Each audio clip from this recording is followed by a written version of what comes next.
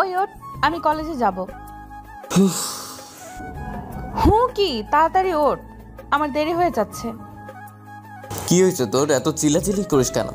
যা এখান থেকে। ঠিক আছে, আমি গেলাম, তুই আরাম করে ঘুমা। পাশে থাকা বালিশ আমার উপরে মেরে চলে গেল। আজ কিছু বললাম না, এত সহজে চলে যাওয়ার মেয়ে নয় নিতু। আজ চলে গেল কেন সেটা মাথায় আসছে না আমার। মাথায় এত কিছু এনে লাভ নাই, আমি ঘুমাই। হঠাৎ মনে হলো কি আমাকে লাঠি দিয়ে আঘাত করছে আমার উপর। এটার কেউ না, আমার দাদার রেখে যাওয়া একমাত্র প্যারে পত্নী, আমার আব্বুর সোনার মাথাজি, আমার দাদি। এখন আর আমি ঘুমাতে পারবো না। যত সময় যাবে লাঠির আঘাতে বেড়ে যাবে, তাই আর ঘুমোতে পারলাম না। দাদু কি হয়েছে? সকাল সকাল কি শুরু করলে? একটু ঘুমাতে দাও। নিতুনকে কলেজে নিয়ে আয়। দাদু, ওর কি পা নাই? ও একা যেতে পারে না? ওর পা আছে, ও একাও যেতে পারে, কিন্তু এখন থেকে তুই ওকে নিয়ে যাবি। দাদু, আমি পারবো না এসব। নিতু তোর হবু বর আর তোকে, আর তোদের কাবিননামা হয়ে গেছে, তাই এখন থেকে তুই ওকে নিয়ে যাবি। কিরে, তোর শেষ হয়েছে? চল। নিতু কিনে চলে আসলাম কলেজে। ওকে নামিয়ে দিয়ে বাসায় চলে আসলাম। আপনাদের তো নিতুর ব্যাপারে কিছুই বলা হয়নি। ওয়েট, এই জল্লাদিনীর কথা আর কি বলবো ভাই। এটা ছোটবেলা থেকে আমাকে জ্বালিয়ে আসছে। যেদিন ও জন্মেছে সেই দিন থেকে আমার আদর কমে গেছে। আগে পরিবারের সবার ছোট আমি ছিলাম, আর আমাকেই সবাই আদর করত। কিন্তু আমার সেই আদরে ভাগ বসাতে চলে আসলো নিতু। এখন বুঝে ও আমার চিরশত্রু, আর ওর সাথেই আমার বিয়ে হতে চলেছে। বাসায় চলে আসলাম। এখন আর আমার পড়াশোনা নাই, তাই সারাদিন বাসায় বসে থাকি, আর মাঝে মাঝে ভাইয়ার ব্যবসা দেখতে চাই। নিতুর কলেজ ছুটি হওয়ার সময় হয়ে গেছে, এখন আবার নিয়ে আসতে গেছে, তাই আবার চলে গেলাম নিতুকে নিয়ে আসতে। কলেজের সামনে গিয়ে দেখি নিতুর সাথে একটা মেয়ে গল্প করছে, তাই মাথায় একটা বুদ্ধি চলে আসলো। চলে গেলাম ওদের কাছে। Hi, I am Nehal. ও জানে তুই নেহাল, আর ও এটাও জানে তোর সাথে আমার বিয়ে ঠিক করা, তাই ভাব দেখিয়ে লাভ নাই। চল বাসায় যাই। সব যখন জানে তাহলে হবে না। আগামীকাল আর একটার সাথে ভাব মারতে হবে, যেই ব্যাপারে না জানে। তুই কি ফালতু কথা বন্ধ করবি? হ্যাঁ, করলাম। এখন বাসায় চল। আচ্ছা, আমি তোর থেকে কত বছরের বড়? 2 বছর। আমাকে কি তুমি করে বলতে পারিস না? তোর বান্ধবীরা মনে করবে আমি তোর ছোট ভাই। আমি এত কিছু বলতে পারবো না, ছোটবেলা থেকে তুই বলছিস, এখনো বলবো। তোর ফিউচার স্বামী হই, তাই একটু সম্মান করে কথা বলিস। তোর মতো লুচ্চাকে আমার স্বামী ভাবতেই ঘৃণা করে। তাহলে একটা কাজ কর, দাদুকে বলে দে তুই আমাকে বিয়ে করবি না। তোর এত শখ হলে তুই বল। তুই তো বললি আমাকে তুই ঘৃণা করিস, তাহলে তুই বলে দে, দুইজনের লাভ হবে। গাড়ি থামা। কি হয়েছে? আমার জন্য আইসক্রিম নিয়ে আয় দোকান থেকে। তুই খাবি, তুই যা, আমি পারবো না। আমার কাছে টাকা নাই, তুই যা। সরি, আমি পারবো না। আনবি না তো? না, আমি আনবো না। ওকে, নো প্রবলেম, বাসায় চল। আমিও আর কিছু না বলে বাসায় চলে আসলাম। গাড়ি রেখে রুমে যেতেই শুনতে পেলাম, দাদি, দাদি, বড় মা, মা, বাবা, এদিকে আসো। কি হয়েছে? এসে চিল্লাচিল্লি শুরু করে দিলি কেন? আমি কি সাথে সাথে চিল্লাচিল্লি করছি? কি হয়েছে বল, কান্না করছিস কেন? তোমার আদরের বাদর ছেলে আজকে কি করেছে জানো? এ বাদল, কি হয়েছে বল। আজ আজ আমি ক্লাস শেষ করে এসে দেখি উমার সাথে হেসে হেসে কথা বলছে, আর উমাকে আইসক্রিম খাওয়াচ্ছে। ওমাকে? আর ওকে আইসক্রিম দিয়েছিস? উমা আমার বান্ধবী, আর শুধু আইসক্রিম দেয়নি, খাইয়েও দিয়েছে, আর আমি বলতেই আমাকে থাপ্পড় দিয়েছে। কি বললি? আমি কখন উমাকে আইসক্রিম দিছি? আর উমা যাকে, সেটা তো আমি জানি না। দেখছো দাদু, চোরের মায়ের বড় গলা, আমাকে আইসক্রিম দেয়নি আর কি বড় বড় কথা বলছে। দাদু, ও সব মিথ্যা বলছে। আমি উমাকে চিনি না, আর আমার কাছে টাকা ছিল না, তাই আইসক্রিম কিনে দেইনি। এর জন্য মিথ্যা বলছে। চুপ কর, আইসক্রিম দিসনি, তার উপরে আবার থাপ্পড় দিলি। হ্যাঁ দাদু, এই গালে মারছে, খুব ব্যথা করছে এখন। দেখ নিতু, মিথ্যে বলার অভ্যাস পাল্টা, না হলে অনেক পস্তাবি পড়ে। হারামজাদা, একে তো আমার নাতনিকে থাপ্পড় মারছিস, তার উপরে বড় বড় কথা বলছিস। আজ রাতে তোর খাবার নেই, যা এখান থেকে। আমি আর এখানে না থেকে রুমে চলে আসলাম। দাদুর সামনে থাকলে আমার শাস্তি আরও বেড়ে যেতে পারে। এখন বলছে রাতের খাবার নাই, পরে বলবে আজ রাতে বাসায় জায়গা নেই। তখন কি করব আমি? আর দাদু যা বলে তাই হয়। যদি বলে আজ থেকে 1 মাস বাসায় আর আমার জায়গা নেই, তাহলে আমি আর 1 মুহূর্তে এই বাসায় থাকতে পারবো না। আর 1 মাসের মধ্যে বাসার আশেপাশেও আসতে পারবো না। তাই যতটুকু সাজা পাইছি তাই তা মাথা পেতে নিয়ে রুমে চলে আসলাম। কিছু সময় পরে ঋতু আমার রুমে আসলো। ওকে দেখে আমি না দেখার ভাব করে আমার কাজ করতে লাগলাম। কি করিস রে? কি হলো, কথা বলস না কেন? কোনো কথা না বলে আমার কাজ করতে লাগলাম। কি হলো, কথা বলস না কেন? ছাড় আমাকে। ওর হাত ছাড়ানোর চেষ্টা করলাম, কিন্তু ও আরও জোরে ধরলো। আমাকে নিয়ে ঘুরতে যাবি আজ? পারবো না, আমার কাছে টাকা নেই। এই দেখ, দাদু আমাকে টাকা দিছে, চল যাই। পারবো না বললাম তো। বিরক্ত হয়ে বললাম। নিতো কিছু না বলে চলে যেতে লাগলো। আমি আমার কাজে লেগে গেলাম। হঠাৎ আমার রুমের দরজা লক করার শব্দ শুনে দরজার দিকে তাকিয়ে দেখি নিতু দরজার ভেতর থেকে লক করে আমার দিকে আসছে। কি হয়েছে তোর? দরজা লক করলি কেন? নিতু কোনো কথা না বলে আমার দিকে আসতে লাগলো। আমার কাছে এসে আমার পায়ের উপর আমার শার্টের কলার ধরতে লাগলো। আমি হাঁ করে ওর কাজ দেখছি। কি করছিস? যা এখান থেকে। তুই যাবি কি না? যাও না, তুই একা একা যা। যাবি না? না। আর কথা বলতে পারলাম না। নিতু আমার ঠোঁট চেপে ধরলো, ঠোঁট দিয়ে আমার বুকে ধুকধুক করা শুরু করে দিচ্ছে। যত সময় যাচ্ছে ধুকধুক করা বেড়েই চলেছে। আজ হঠাৎ করে কি হলো নিতুর ঠিক বুঝতে পারছি না। এর আগে এমন করেনি কোনোদিন, আজও আমাকে কিস করলো। ওর ছোঁয়া পেয়ে আমার মাথা হ্যাং করে দিয়েছে। কতক্ষণ এভাবে ছিলাম জানি না। হঠাৎ নিতুর কথায় আমার ধ্যান ভাঙলো। এখন বল, যাবি না আমাকে নিয়ে? তুই এটা কি করলি? কেন বুঝিসনি কি করলাম? না বুঝলে আবার বুঝিয়ে দেই। বুঝেছি, আর লাগবে না। তুই এটা কোথায় থেকে শিখেছিস? আর আমাকে করলি কেন? ওর মুখ আমার হাত দিয়ে চেপে ধরে বললাম, আমার স্বামীকে আমি করছি, তাতে তোর কি? তাড়াতাড়ি রেডি হয়ে নে। আলতো করে ওর হাত দিয়ে আমার মুখ ছুঁয়ে চলে গেল। আমি আহাম্মক হয়ে যাচ্ছি নিতুর আচরণে। কি থেকে কি করছে কোনো তাল নাই। এর আগে এমন করেনি ও। আজ কি হলো? আর এত পেকেছে কি করে? যে মেয়ে আমার কাছে আসলে শুধু ঝগড়া করতো, সেই মেয়ে আজ এত রোমান্টিক হলো কি করে? বসে বসে এইসব ভাবছি। কিছু সময় পরে আমার নিতু আসলো। কি হলো, যাবি না আমাকে নিয়ে? বললাম তো যাব না। তোকে সোজা কিছু বললে হয় না, বাঁকা করে বলতে হয়। এই বলে চলে গেল। এখন দাদুকে নিয়ে আসবে এটা আমি ভালো করে জানি। আর দাদু নিতুর কথায় চলে বলতে গেলে নিতু যা বলতে তাই করবে।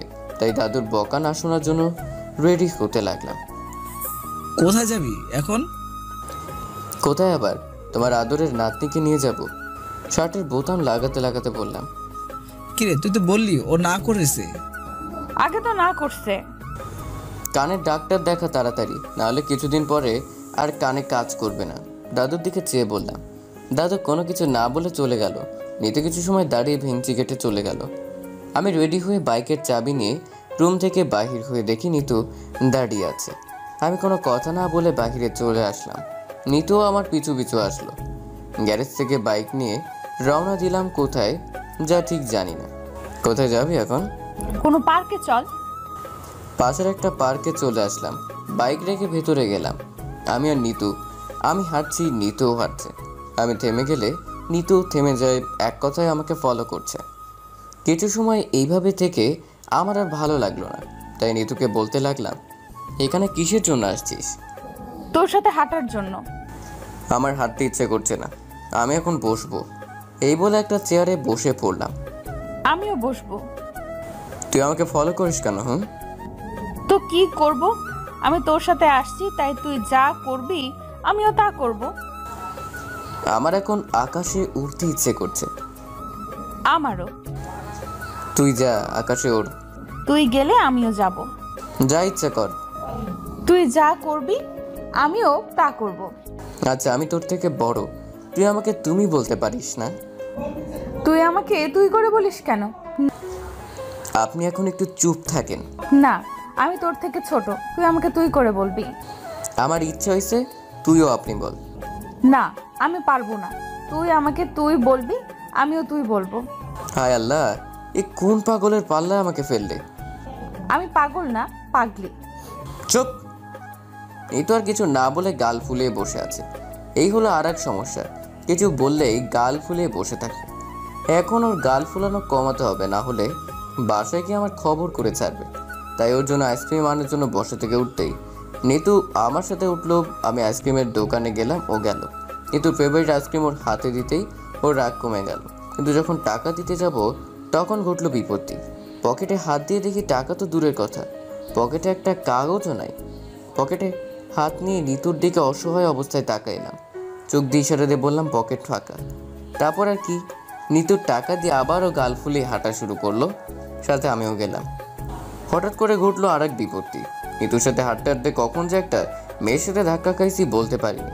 আমি মাটিতে পড়ার অবস্থা, মেয়েটা আমাকে ধরে ফেললো। শালা, আমি তো মেয়েটাকে দেখে অবাক। এই মেয়ে আর কেউ না, আমার ক্লাসমেট জুই, যে একসময় আমার ক্রাশ ছিল, কিন্তু আমার কপাল খারাপ ছিল তাই আর কিছু বলতে পারিনি। চোখ কোথায় রেখে ঘুরছিস? আরে জুই, কেমন আছিস? এতদিন পরে তোর সাথে দেখা হলো। ভালো, তুই কেমন আছিস? ভালো আছি। তা কি খবর তোর? আমরা যে সাথে আছি তা কি চোখে দেখসনি? ধাক্কা তো তোর সাথে খাইনি, তাই তোকে দেখিনি। সুন্দরী দেখে ধাক্কা খাবেন, তাহলে আমাদের দেখবেন কি করে? আরে রাখ তো ফালতু কথা। এখানে কি করো তোমরা? কিছু না, ঘুরতে আসলাম। তুই? কিরে, তুই আসবি না আমি চলে যাব? একটু দাঁড়া, আমি আসছি। নিতুর দিকে চেয়ে দেখি রেগে চোখ দুটো বেরিয়ে আসতে চাইছে। তোর গার্লফ্রেন্ড নাকি? না, কাজিন। তা তোরা এত অবাক হওয়ার কি আছে? আমাদের বিয়ে হলে তো বাচ্চা কাচ্চা হবে। কেন, তোদের বিয়ে হয়নি এখনো? আমাদের কি বিয়ের বয়স হয়েছে যে বিয়ে করবে? না, আপনারা এখনো কচি খুকি। আচ্ছা, আমাদের কথা রাখ। তোর অবস্থা কি? পড়াশোনা কেমন চলছে? অবস্থা বেশি ভালো না, আর পড়াশোনা ছেড়ে দিচ্ছি। ও, শুনলাম তোর নাকি বিয়ে হয়ে গেছে। জুই যেটা বলছে ওইটাই হয়েছে, তবে এখনো পুরোপুরি হয়নি। মানে এখনো বিয়ে হয়নি, তবে কাবিননামা করে আমাকে খাঁচায় ঢুকানো হয়েছে। তার মানে যা শুনেছিলাম সব সত্যি? হুম। ওটা কি তোর হবু বর? কি করে বুঝলি? ওর হাবভাব দেখে বুঝলাম। আজ বাসায় গেলে তোর খবর আছে, সেটা খুব ভালো করে বুঝতে পারছি।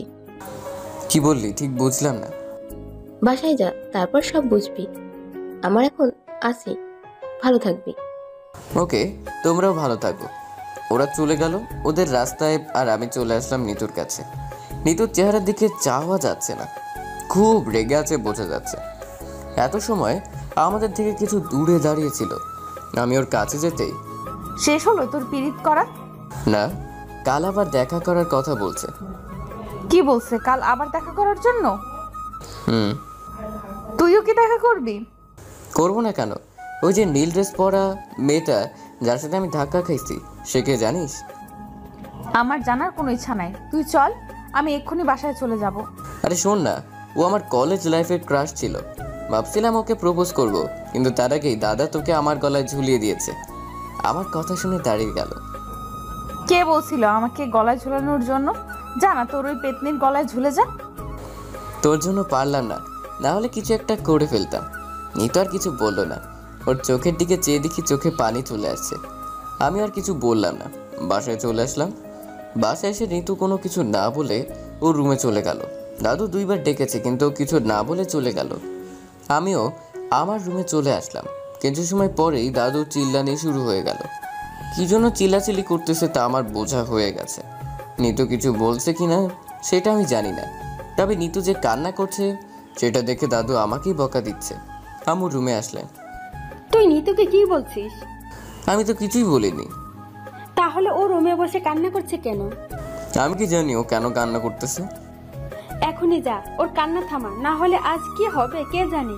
তোর দাদু চিল্লাচিল্লি শুরু করে দিছে, শুনছিস না? ও কান্না করছে তাতে আমি কি করব আম্মু? ও তোর সাথে ছিল, তাই তুই ওর কান্নার জন্য দায়ী। ও কান্না করলেই আমার দোষ হয়ে যায়। এখন গিয়ে ওর কান্না থামা, না হয় আজ বাসায় জায়গা হবে না।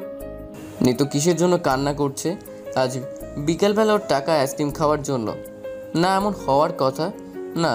তাহলে কিসের জন্য আমি জুয়ের সাথে ধাক্কা খাইছি? আরে আমি কি ইচ্ছে করে এটা করছি নাকি? এতে তো আমার কোনো হাত নেই। তাহলে কি জুইদের সাথে কথা বলার জন্য? না, ও তো আমার বন্ধু, ওর সাথে কথা বলতেই পারি। তাহলে ও কি জুয়ের ব্যাপারে বলছি বলে কান্না করছে? যাই ওর কাছে গিয়ে দেখি কিসের জন্য কান্না করছে। চুপি চুপি চলে গেলাম। নিতু রুমে গিয়ে দেখি শুয়ে শুয়ে ফুপিয়ে ফুপিয়ে কান্না করছে।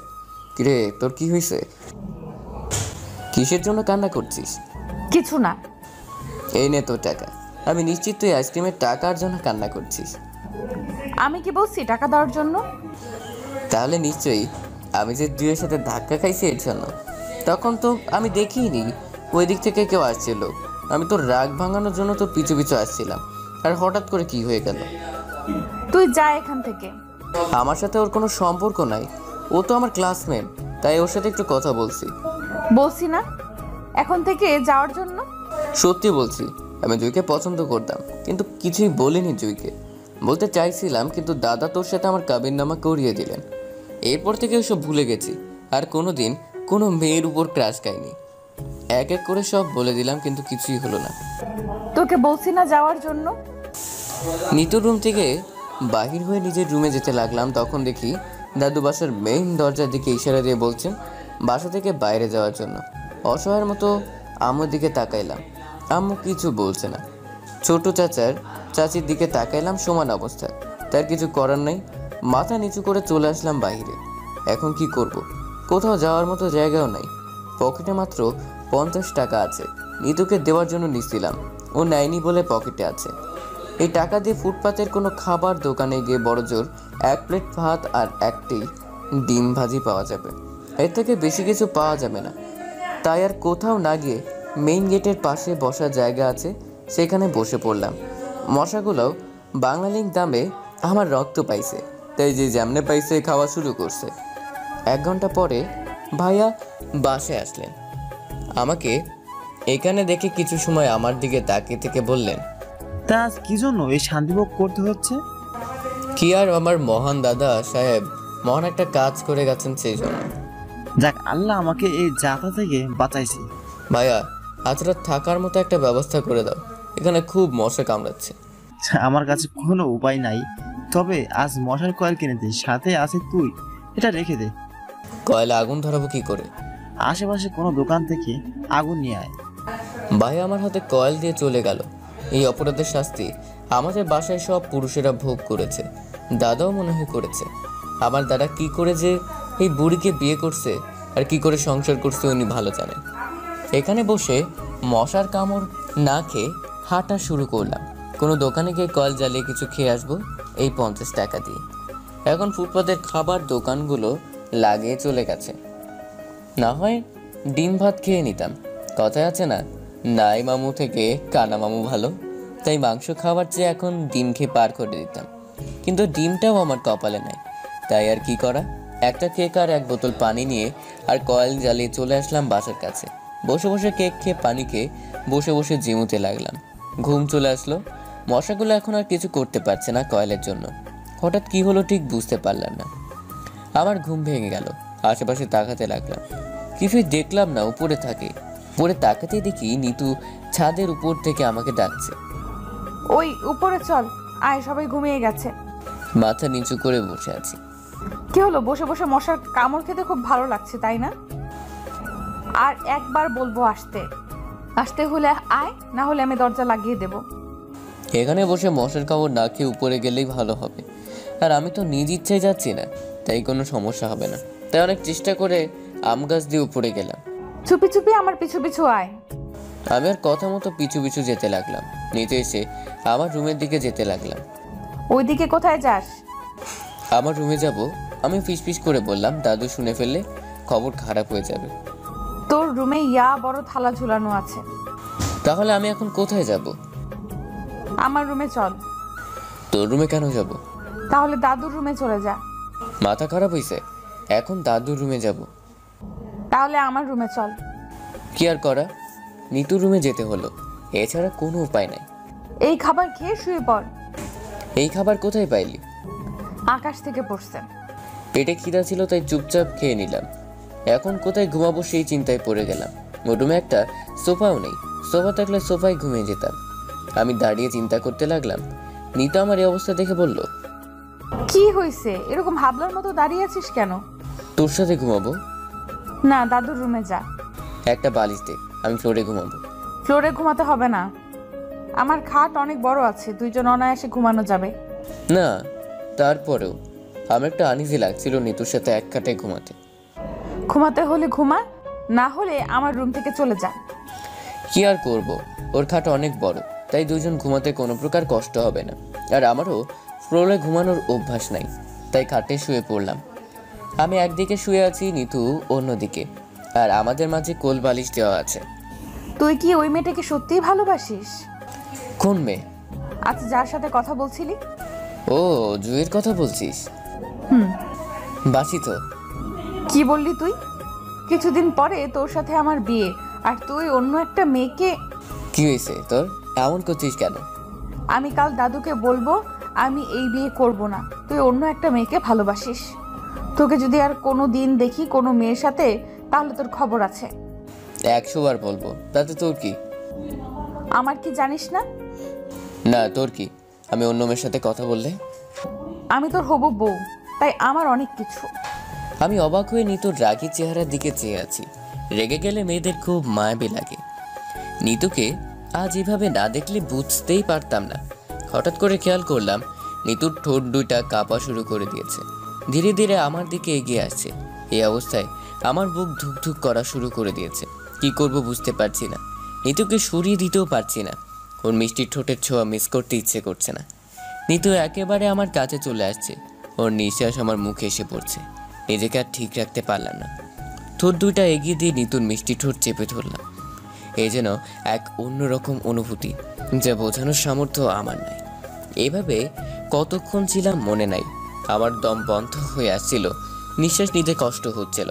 নিতু ছাড়তে চাইছেই না, মনে হচ্ছে সারা জীবন এইভাবে আমাকে ধরে রাখবে। আমি আর পারছি না, আমার দম পুরোপুরি বন্ধ হয়ে আসছে। তাই আর না পেরে নিতুকে ধাক্কা দিয়ে আমার উপর থেকে সরালাম। নিতুকে সরিয়ে হাঁপাতে লাগলাম। ওর দিকে চেয়ে দেখি ও আমার মতো হাঁপাচ্ছে। কি করছিলি? আমাকে তো মেরেই ফেলছিলি একটুর জন্য। আমি কি একা করছি? তুমি কিছু করনি। কি বললি? আবার বল। আমি আবার কি বললাম? আমাকে কি বলে ডাকলি? কিছু না। তোর ব্যবহার খুব চেঞ্জ হয়ে গেছে, বড় হয়ে গেছিস দেখছি। দাদুকে বলতে হবে বিয়ের আয়োজন তাড়াতাড়ি করার জন্য। বলিস। আমি আর কিছু বললাম না, কথা বললে কথা লম্বা হবে, আর ঘুমও চলে আসছে, তাই কোনো কথা বললাম না। অন্য পাশ হয়ে চুপচাপ ঘুমোতে গেলাম। ঘুম চলে আসছে, হঠাৎ মনে হলো কেউ আমাকে টান দিয়ে অন্য পাশ করছে। সাথে সাথে ঘুম উধাও হয়ে গেল। চোখ খুলে দেখি নিতু এসে আমাকে জড়িয়ে ধরে আমার বুকে শুইতেছে। এই এই কি করিস তুই? কই কিছু না। এখন এত কাছে আসা ঠিক না।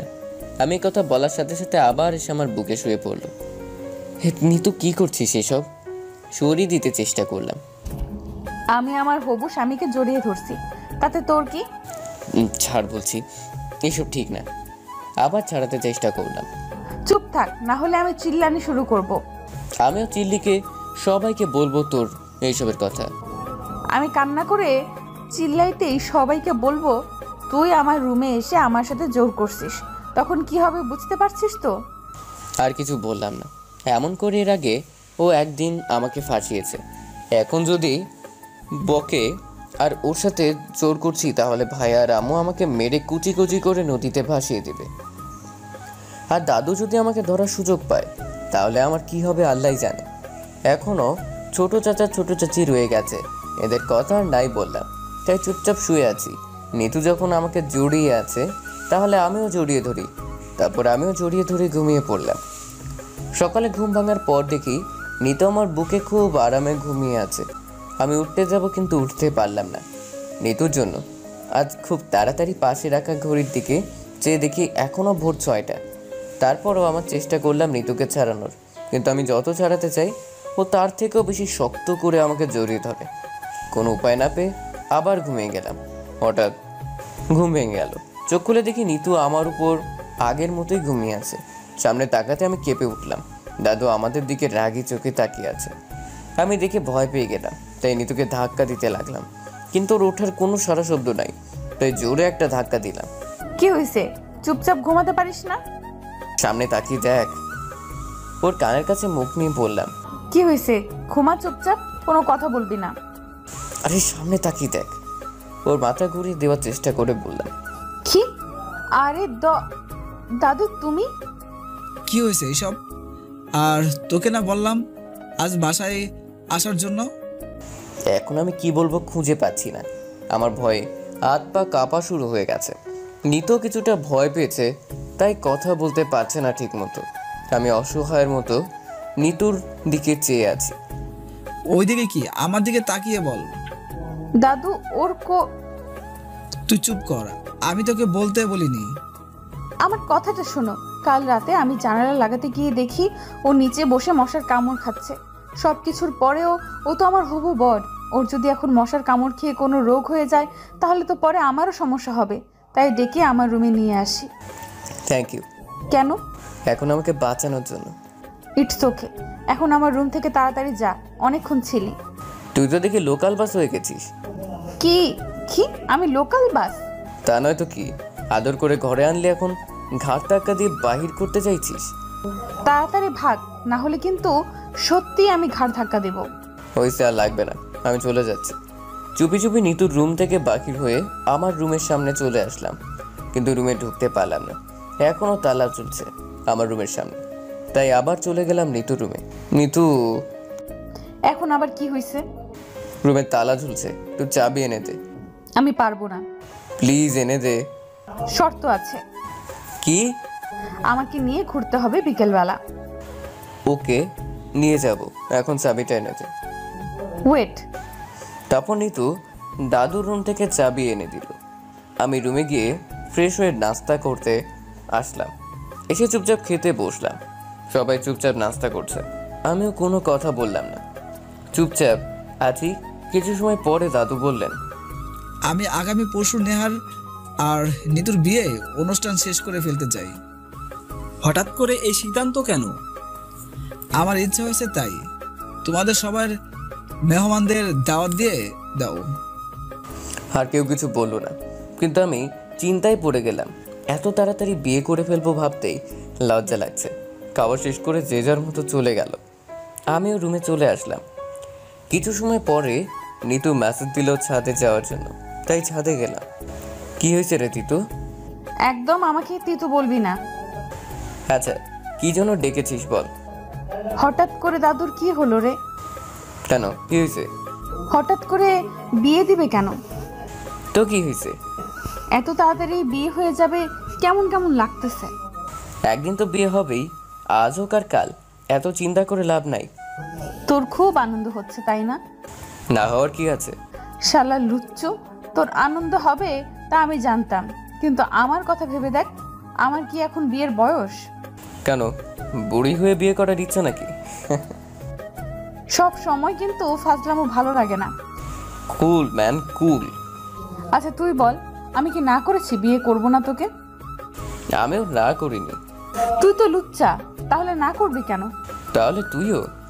আমি কি? না, কিছু না। বল আমি কি, না হলে গলা টিপে মেরে ফেলবো। আরে স্যার, বিয়ের আগে বিধবা হয়ে যাবে নাকি? আগে বল আমি কি? ওইটা নিজেকে বাঁচানোর জন্য বললাম। ওইটা কি বললো? আমাকে যেটা বলছিলি। কি? আমাকে লুচ্চা বললি? আজ তোকে আমি শেষ করে ফেলবো। আরে কি করছিস? আজকে তুই বিধবা হয়ে যাবি? যা হবার হবে। তুই আমাকে লুচ্চা বললি কেন? আমি কি তোর মতো? তাহলে তুই বিয়েতে রাজি হয়ে গেলি কেন? আমি কি সাধে রাজি হয়েছি? তাহলে আমি লুচ্চা হলাম কেমন করে? ওকে ফাইন, এখন বল কি করে বিয়ে আপাতত থামানো যাবে। দাদুকে গিয়ে বল তুই এখন বিয়ে করবি না। কি? আমার কি মাথা খারাপ হয়ে গেছে? তুই দাদুকে বলবি? হ্যাঁ, আমার বয়েই গেছে। তোর সমস্যা তুই বল। আচ্ছা, তোর কি বাল্যবিবাহর জন্য কারাগারে যাওয়ার ইচ্ছা? আমি কেমন কারাগারে যাব? তোর 18 বছর হয়ে গেছে, আর গেলে দাদু যাবে। আমি বলবো আমাকে জোর করে বিয়ে করানো হচ্ছে। আচ্ছা, একটা কাজ করি, দুইজন একসাথে বলবো, কেমন? আমি কোনো কিছু বলতে পারবো না। প্লিজ না করিস না, তুই না আমার হবু বর। হবু বর হিসেবে একটা হেল্প করতে পারি। কি পারবি বল? তুই দাদুকে বলবি, আর আমি সাথে থেকে সাপোর্ট দিতে পারবো। এর থেকে বেশি কিছু পারবো না। না, তোকেই বলতে হবে। তুই থাক, আমি যাই। এই বলে চলে যেতে লাগলাম। ওই প্লিজ এমনটা করিস না আমার সাথে। বললাম তো, এর থেকে বেশি কিছু পারবো না। ওকে, তাহলে চল, আমি বলবো আর তুই সাপোর্ট দিবি। চল। তারপর ছাদ থেকে চলে আসলাম দাদুর রুমের সামনে। দরজা খুলে তুই প্রথমে ঢুকবি।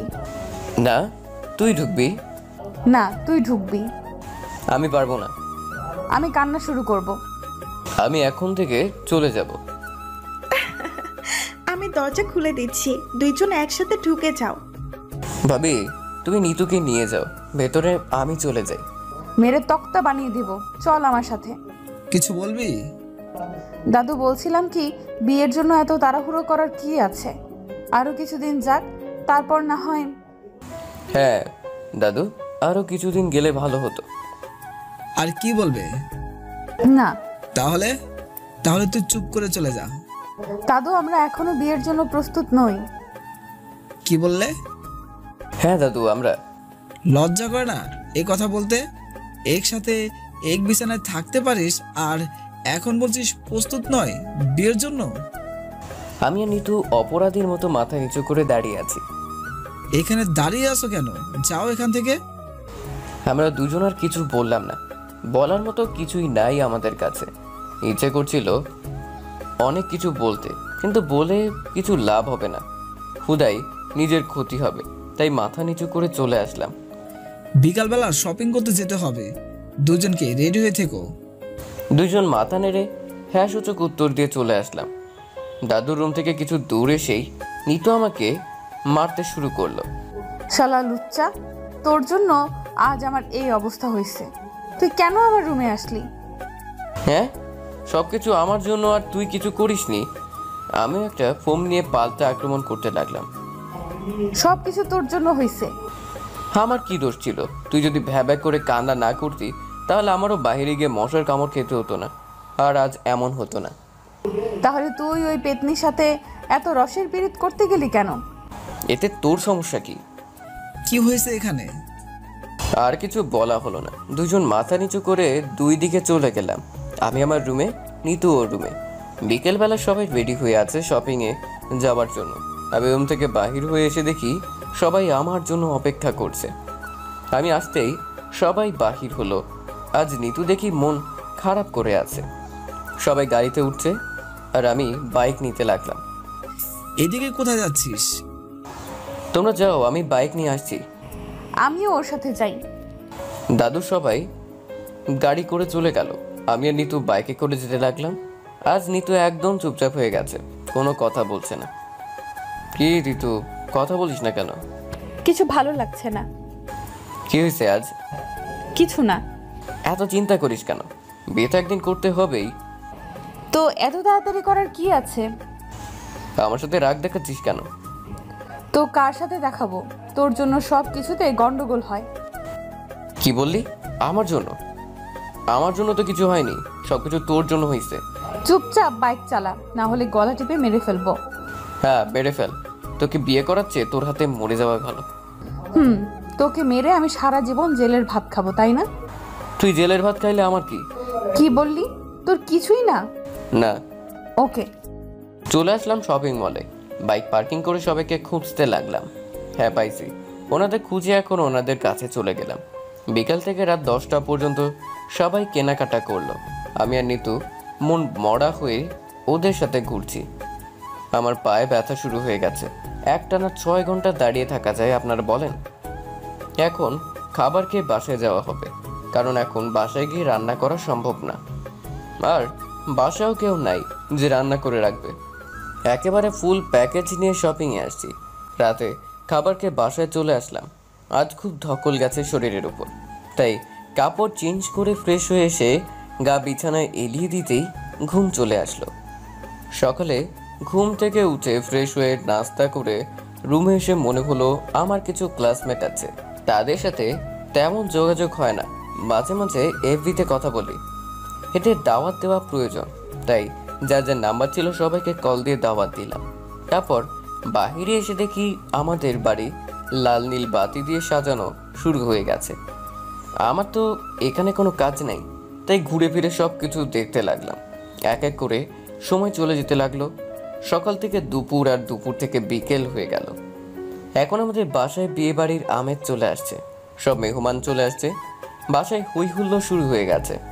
আমি ছাদে গেলাম শেষ বিকেলের মিষ্টি বাতাস গায়ে মাখানোর জন্য। কিন্তু এ কি, ছাদে এসে দেখি গায়ে হলুদের স্টেজ সাজানো হচ্ছে।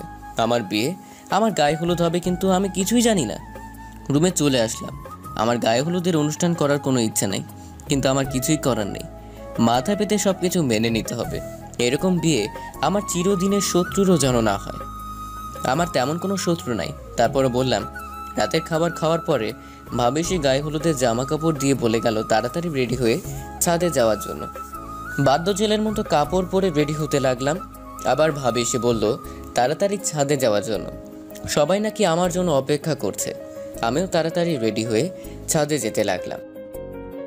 ছাদে এসে আমার চোখ কপালে উঠে গেল। আমি কি দেখছি? একটা পরী বসে আছে আমার সামনে। না, এটা পরী হবে কেমন করে?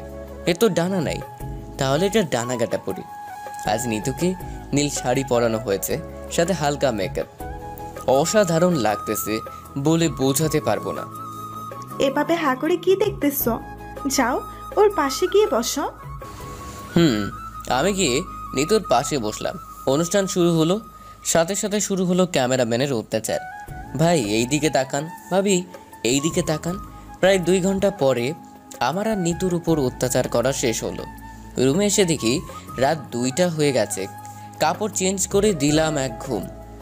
সকালে ঘুম থেকে উঠলাম, দরজায় ঠাস ঠাস ঠাস শব্দ শুনে মোবাইল হাতে নিয়ে দেখি অফ হয়ে আছে।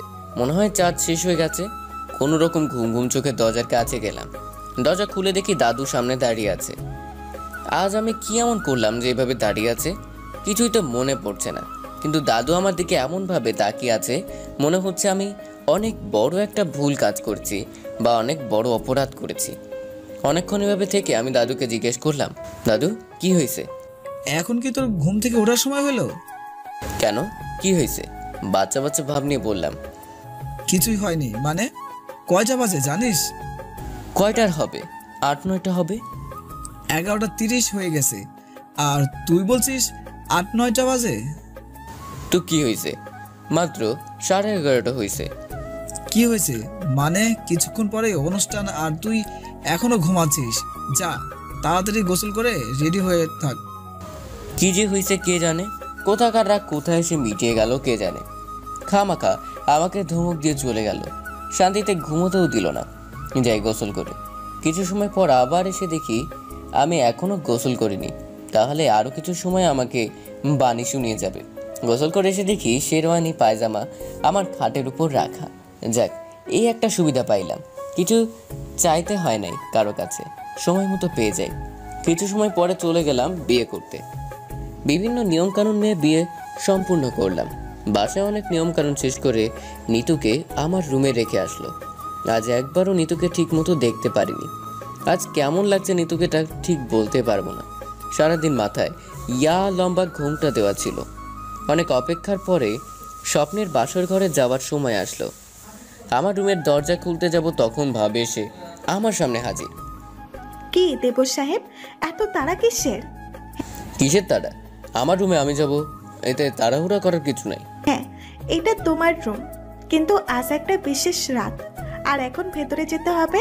আমাকে বকশিশ দিয়ে যেতে হবে। তাই? আমি তো ভুলেই গেছিলাম তুমি আমার ভাবি, তাই এই বিশেষ রাতের জন্য তুমি আমাকে গিফট দিলে না। এখনো আমার কাছ থেকে বকশিশ চাওয়া হচ্ছে, এখন তুমি দাও। কি? আমি কেন দিব? আর আমি এত কষ্ট করে রুম সাজালাম, আর তুমি বলছো তোমাকে আমি বকশিশ দেব? আচ্ছা, তোমার আমাকে দিতে হবে না, আমি তোমার কাছে গিফট পাই আর তুমি বকশিস, তাই তো?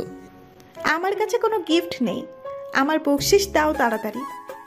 এ কেমন কথা? তুমি আমাকে বিশেষ রাতের জন্য গিফটও দিবে না? এ কেমন ভাবে হলো তুমি? আচ্ছা আমি পরে তোমার গিফট দিয়ে দেব, আগে বকশিস দাও। তোমার বকশিস করে আর আমার গিফটে কাটাকাটি, এখন আমাকে যেতে দাও। কি বললে? তা তো হবে না।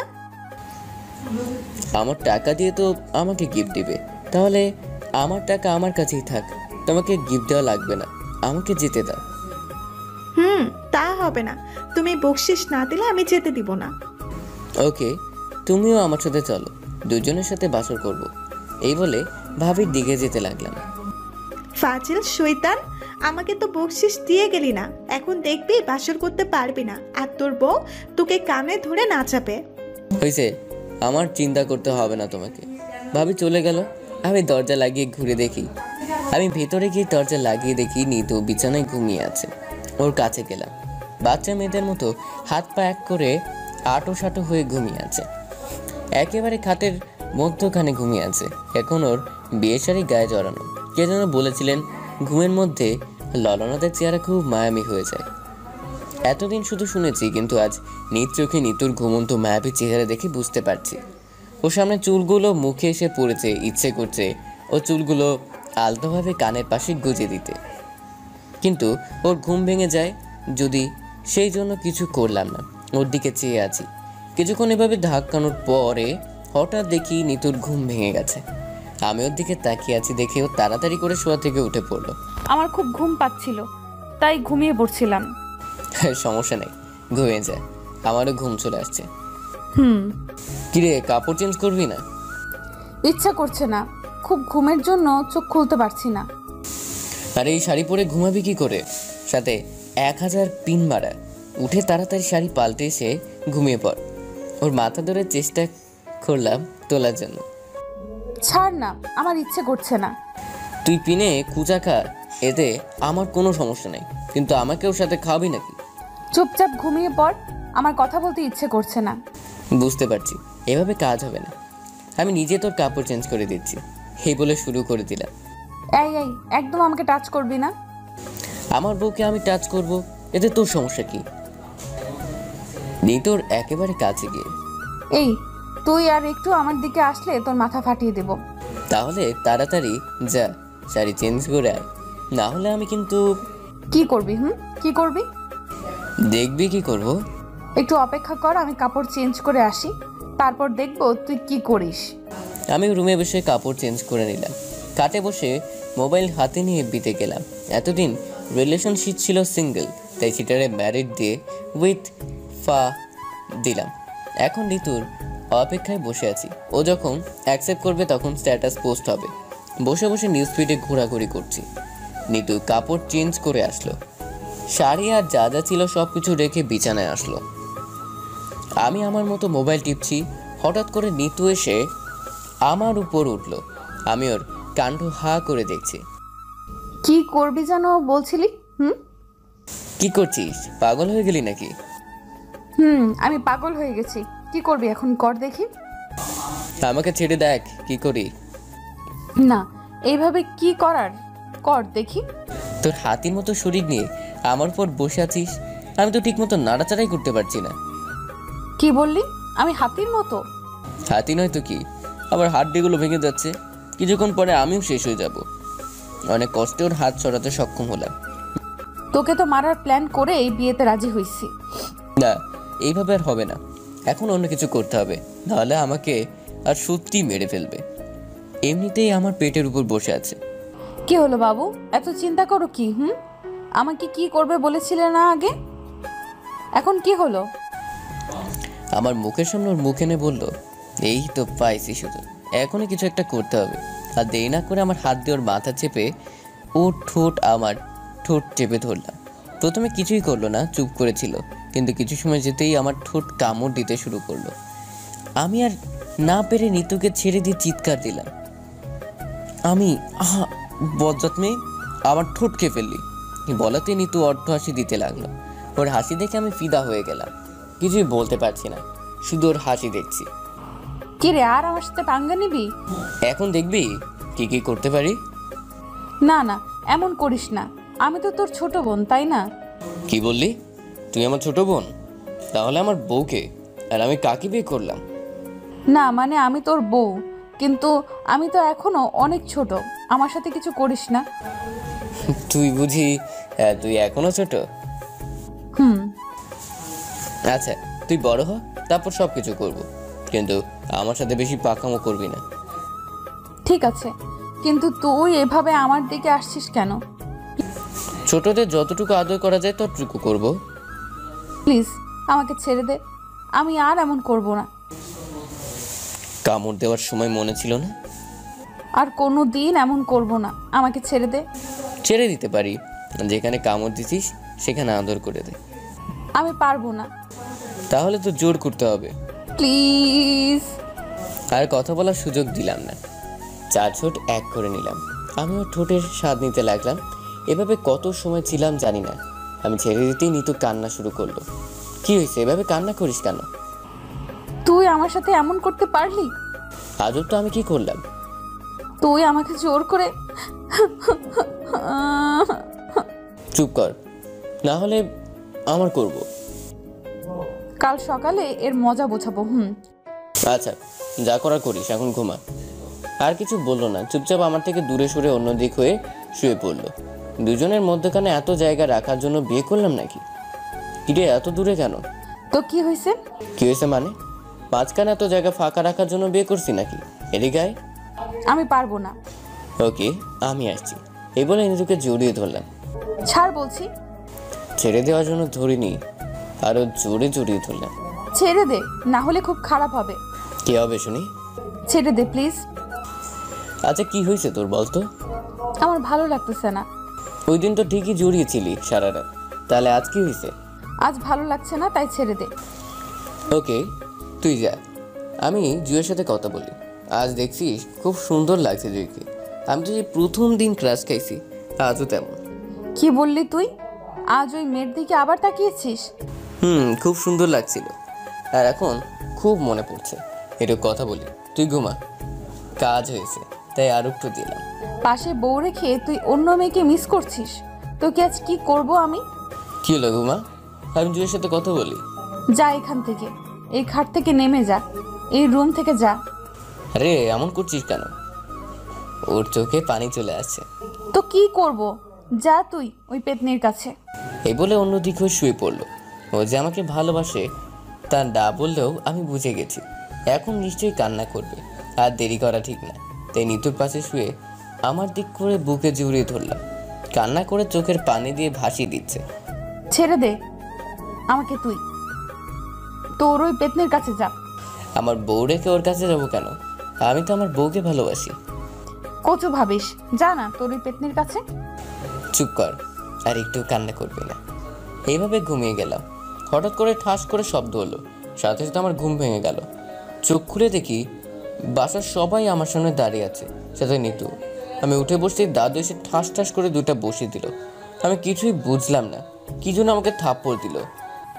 তোর লজ্জা করে না এইসব করতে? তুই আমার ছেলে, এটা ভেবে আমার নিজের লজ্জা করছে। আরে দুইটা দাও, ওর জন্য কম হয়েছে।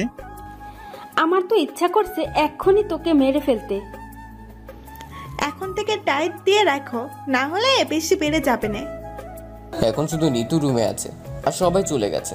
থাপ্পড়কে 2 গালে ব্যথা হয়ে গেছে। কি থেকে কি হলো আর কি জন্য এত থাপ্পড় খেললাম কিছুই জানি না। তুই এখানে দাঁড়িয়ে আছিস কেন? তোরও মারবার ইচ্ছে হলে মেরে দে। ইস, গাল দুইটা একেবারে লাল হয়ে গেছে। এত আদর দেখাতে হবে না। তুই নিশ্চয়ই ভুলভাল কিছু বলেছিস। কাল রাতে বলেছিলাম না মজা বোঝাবো? এখন বুঝলি তো মজা? আমি জানতাম তুই এসবের ওস্তাদ। উফ, ব্যথা পাচ্ছি, ছাড়ো আমায়। এতক্ষণ আমাকে থাপ্পড় খাওয়ালে তার সুদ নিতে হবে। উফ দাদু, এই দেখো আবার। আমি মনে করছি সত্যি দাদু এসেছে, তাই তাড়াতাড়ি করে সরে গেলাম। সেই সুযোগে নিতু বিছানা থেকে উঠে চলে গেল। আরো কিছু খাওয়ার ইচ্ছা আছে নাকি? ইচ্ছা আছে বলে এদিকে আয়। আয় আয়, বাহিরে আয়, তারপর দেখবো কি করতে পারিস। আমি ফ্লোরে পা রেখে বিছানায় মোবাইল খুঁজতে লাগলাম, কিন্তু কোথায় যে রাখছি মনে পড়ছে না, তাই খুঁজতে লাগলাম। হঠাৎ চোখ গেল ফ্লোরে। হায় আল্লাহ, এ কি দেখছি আমি? আমার সাদের মোবাইল কত বিক্ষত হয়ে ফ্লোরে পড়ে আছে। আমাকে বিনা দোষে মেরে গেল, সাথে আবার মোবাইলটা কি দোষ করেছিল? এখন ফ্লোরে বসে কান্না করতে ইচ্ছে করছে। মোবাইলে আমার কত ইম্পর্টেন্ট ফাইল ফোল্ডার রাখা ছিল, এখন এগুলো কোথায় পাবো আমি? ফ্লোরে বসে কান্না করছি, এমন সময় নিতু রুমে আসলো। আরে কি হয়েছে আমার লক্ষ্মী বাবুটা? এভাবে কান্না করছে কেন? কান্না করে ওর দিকে আমার মোবাইলটা এগিয়ে দেখালাম। হায় আল্লাহ, এই কি হলো? মোবাইলটা একেবারে শেষ করে গেল। আমার মোবাইলটার কি দোষ ছিল? ইস বেচারা, মোবাইল আর মোবাইলের মালিক বিনা দোষে শুধু শাস্তি ভোগ করতে হয়। আমার দোষ কি ছিল যার জন্য আমার সাথে এমন করলি? দোষ একটাই, কাল রাতে আমার সাথে বেশি বাড়াবাড়ি করা। আফসোস। কি হলো এটা? কেমন বলেছিস যার জন্য সবাই আমার উপর ক্ষেপে আছে? আমি শুধু উমাকে বলছি কিছু মেসেজ করার জন্য তোর মোবাইলে, আর মোবাইলটা দাদুর কাছে দিছি। বিশ্বাস কর, আমি দাদুকে কিছুই বলিনি। উমা কি মেসেজ দিছে? আমি কি জানি, আমি তো মেসেজ দেখিনি। আচ্ছা এসব বাদ দে, ফ্রেশ হয়ে আয়, নাস্তা করবি। তোর কি একটু লজ্জা করে না এত বড় বড় মিথ্যা কথা বলতে? আরে আমাকে ধমক দিচ্ছিস কেন? আমি আজ কোনো কথা বলিনি, যা বলার ওই উমা শয়তানি বলেছে। শালি কুত্তিকে একবার পাই, ওর জন্য আমার বাবুটাকে এত মেরেছে।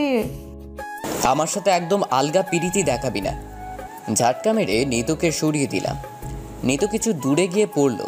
আমার ঝাটকার সাথে আমি ওর দিকে নাচে বাথরুমে চলে গেলাম। ফ্রেশ হয়ে এসে হাত মুখ মুছে বাসা থেকে চলে আসলাম। এখন কোথায় যাব জানি না, তবে আনমনে হাঁটা শুরু করলাম। আমাদের এলাকা পাড়িয়ে অন্য একটা এলাকায় চলে আসলাম। সামনে নদী, নদীর দিকে এখন হাঁটা শুরু করলাম। নদীর পাড়ে একটা ফাঁকা জায়গা দেখে বসে পড়লাম। কিছুই ভালো লাগছে না, কেন যায় দাদাই কাজটা করে গেল। আমার সাথে এখন ইচ্ছা করছে কবর থেকে তুলে এনে ইচ্ছা মতো পিটাতে। যদি নিতুর সাথে বিয়ে ঠিক করে না যেত, তাহলে আজ কত সুখে থাকতাম আমি। কিন্তু এই মেয়ের জন্য কোনো শান্তি নাই। খামাখা সবার কাছে আমাকে খারাপ বানিয়েছে। না জানি ওই পাজি মেয়ে কি কি মেসেজ করেছে, ওইটা তো নিতু থেকে আরও পাজি। এখন বাসায় সবাই আমাকে ঘৃণা করবে, কিন্তু তারা এইটা যদি জানতো যে আমি এসব কিছুই করিনি, কি করে জানবে আর কে জানাবে? আমি এখন কিছু বলতে গেলে আমাকে উল্টো বাস দিবে। এখন খুব খিদাও লাগছে, কিন্তু খেতে ইচ্ছে করছে না। আর খিদা লাগবে না কেন? সকাল থেকে কিছুই খাইনি, তার উপর এত জায়গা হেঁটে আসছি।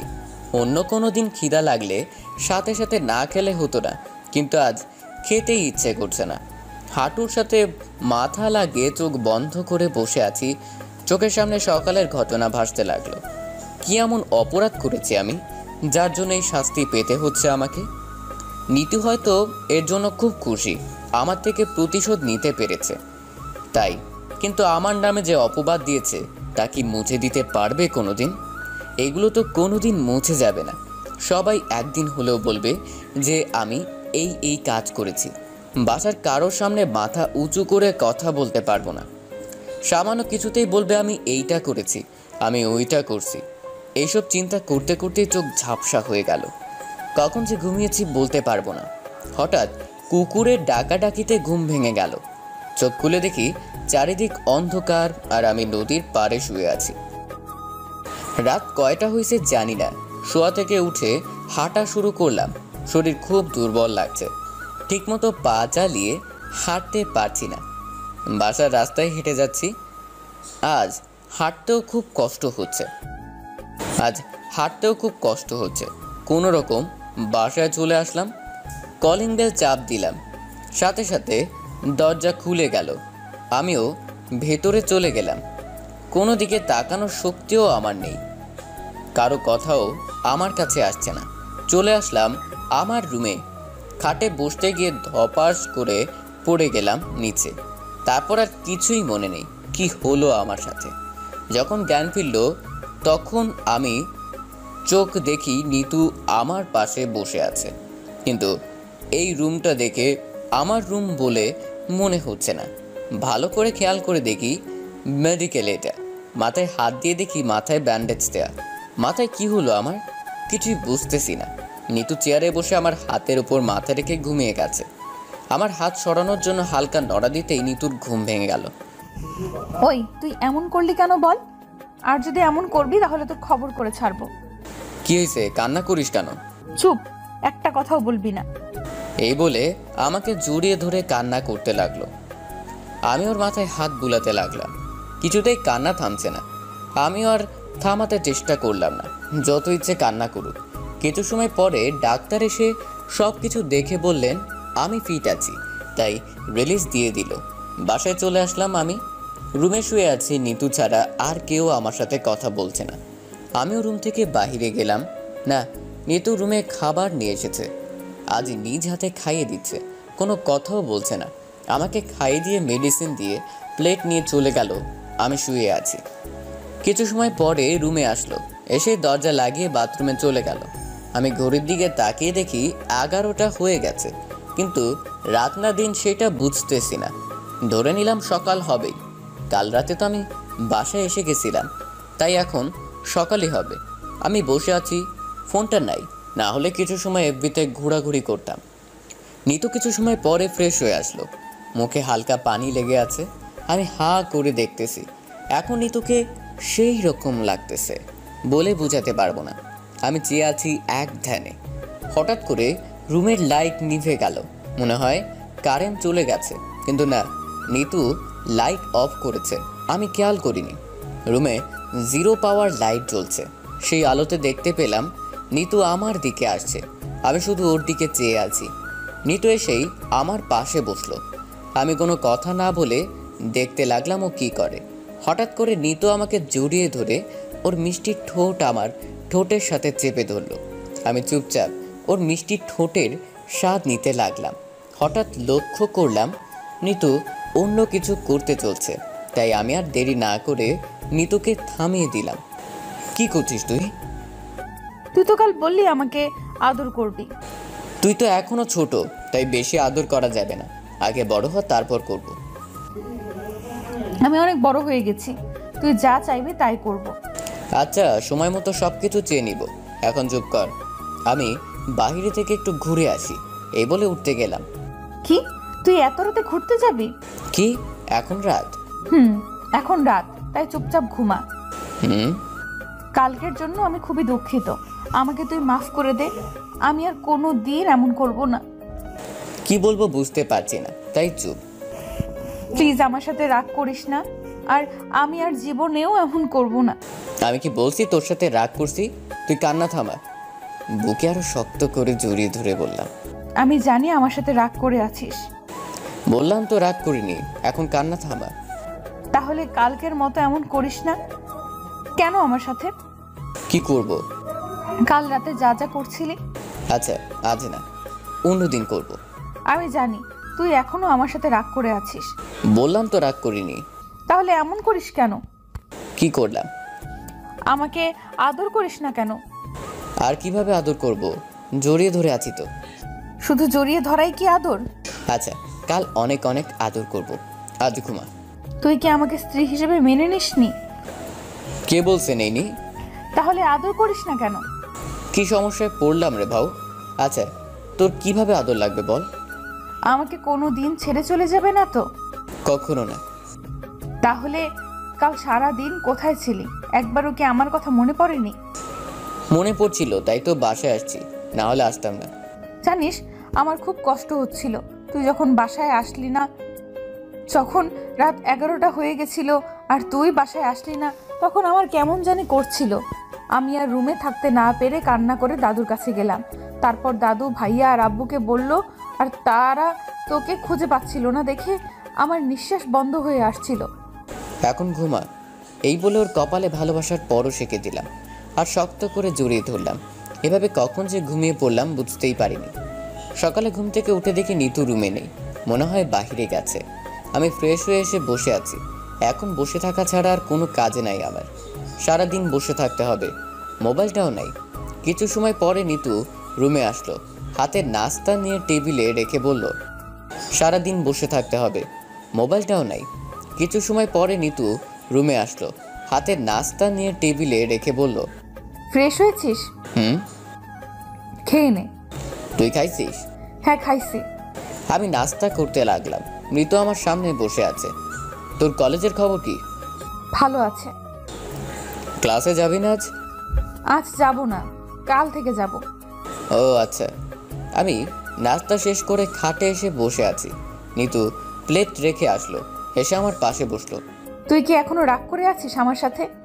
এখন কিন্তু আমার রাগ হচ্ছে। তাহলে গতকাল থেকে এমন হয়ে গেলি কেন? কেমন হলাম? আমি যেমন ছিলাম তেমনই আছি। এখন চুপ কর। এখন তো আর আমাকে ভালো লাগবে না, আমার কথাও চাল লাগবে না। তোর ঘ্যান ঘ্যান আমার ভালো লাগে না, চুপ করে থাক। নিতু কিছু না বলে গাল ফুলিয়ে চলে গেল রুম থেকে। এভাবে চলে গেল কয়েকদিন।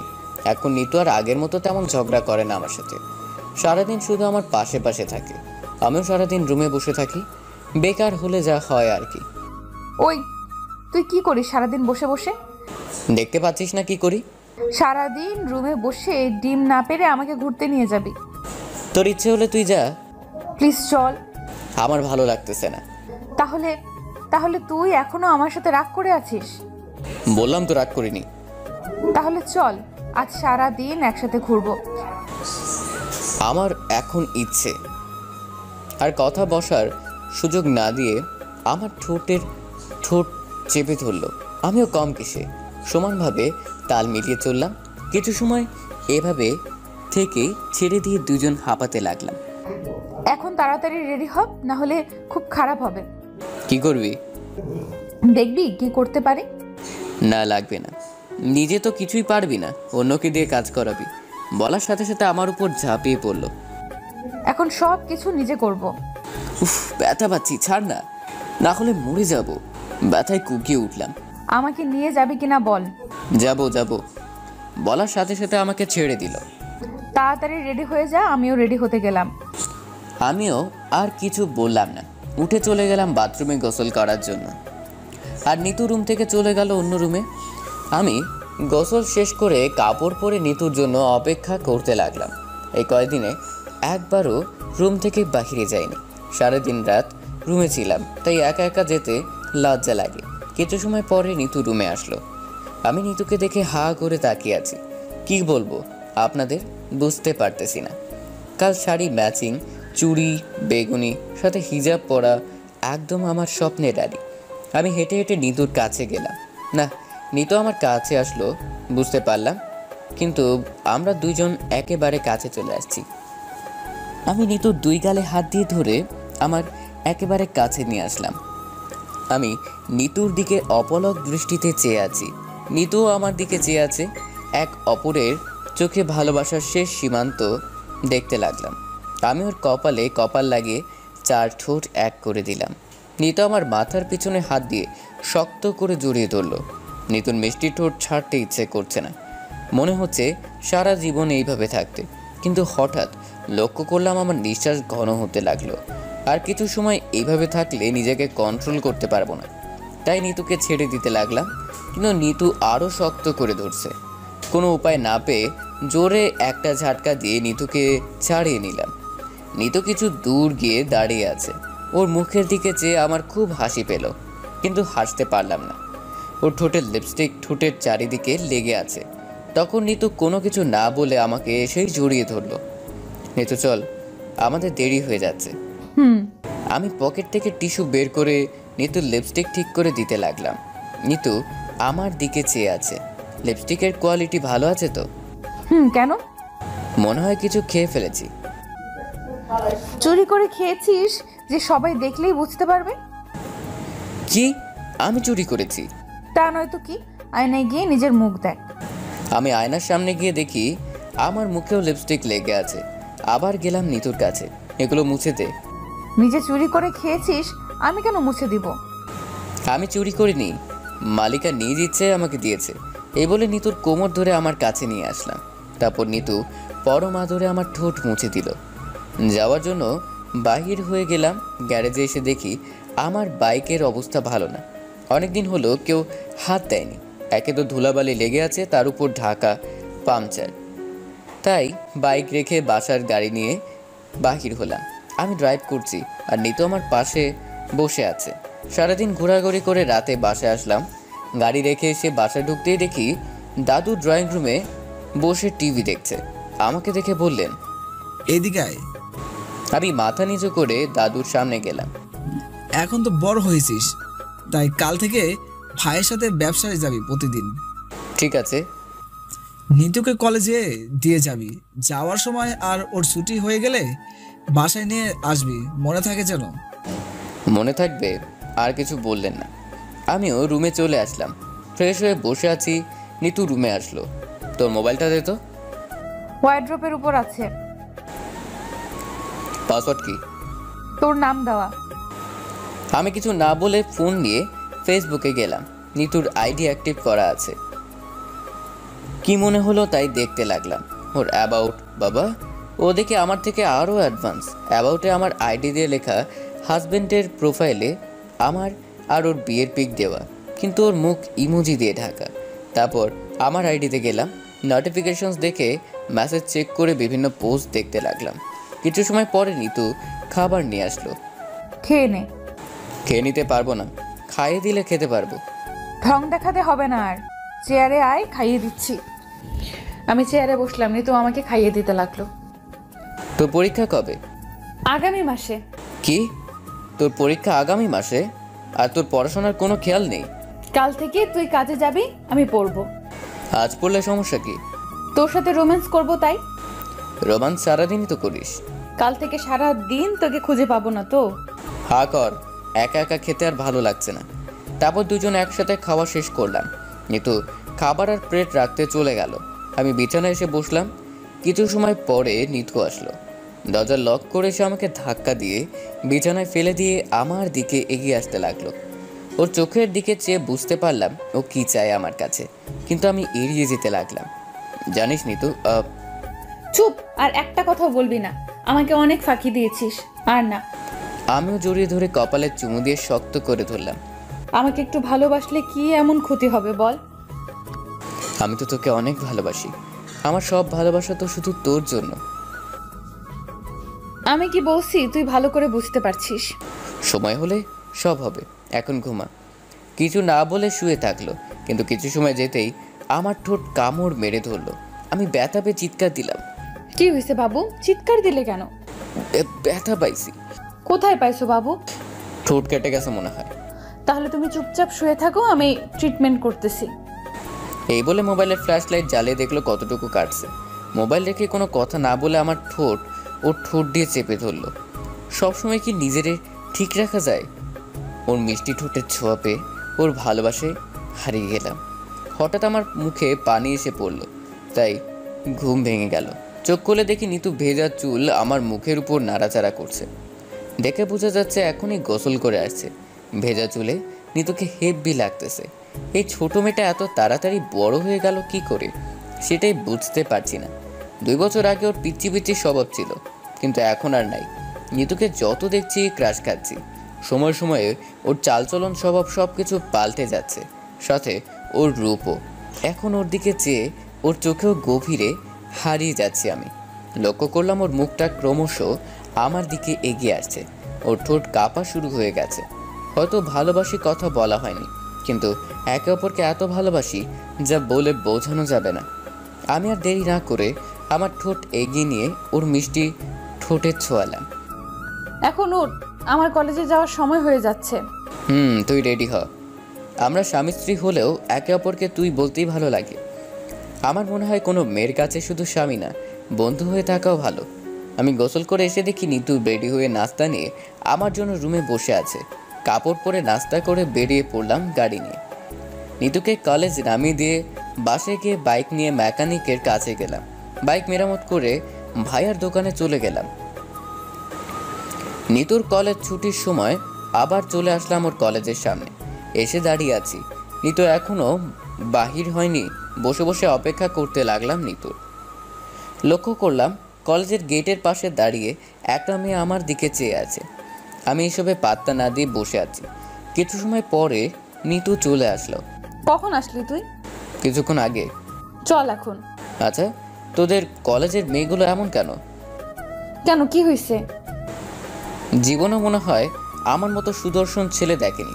সবাই হা করে তাকিয়ে আছে। কই কোনটা তোর দিলে থাকিয়েছিল বল? এখন কোনটা রেখে কোনটা দেখার বো? আচ্ছা চল অন্যদিন দেখাবো। আর কথা না বাড়িয়ে চলে আসলাম বাসায়।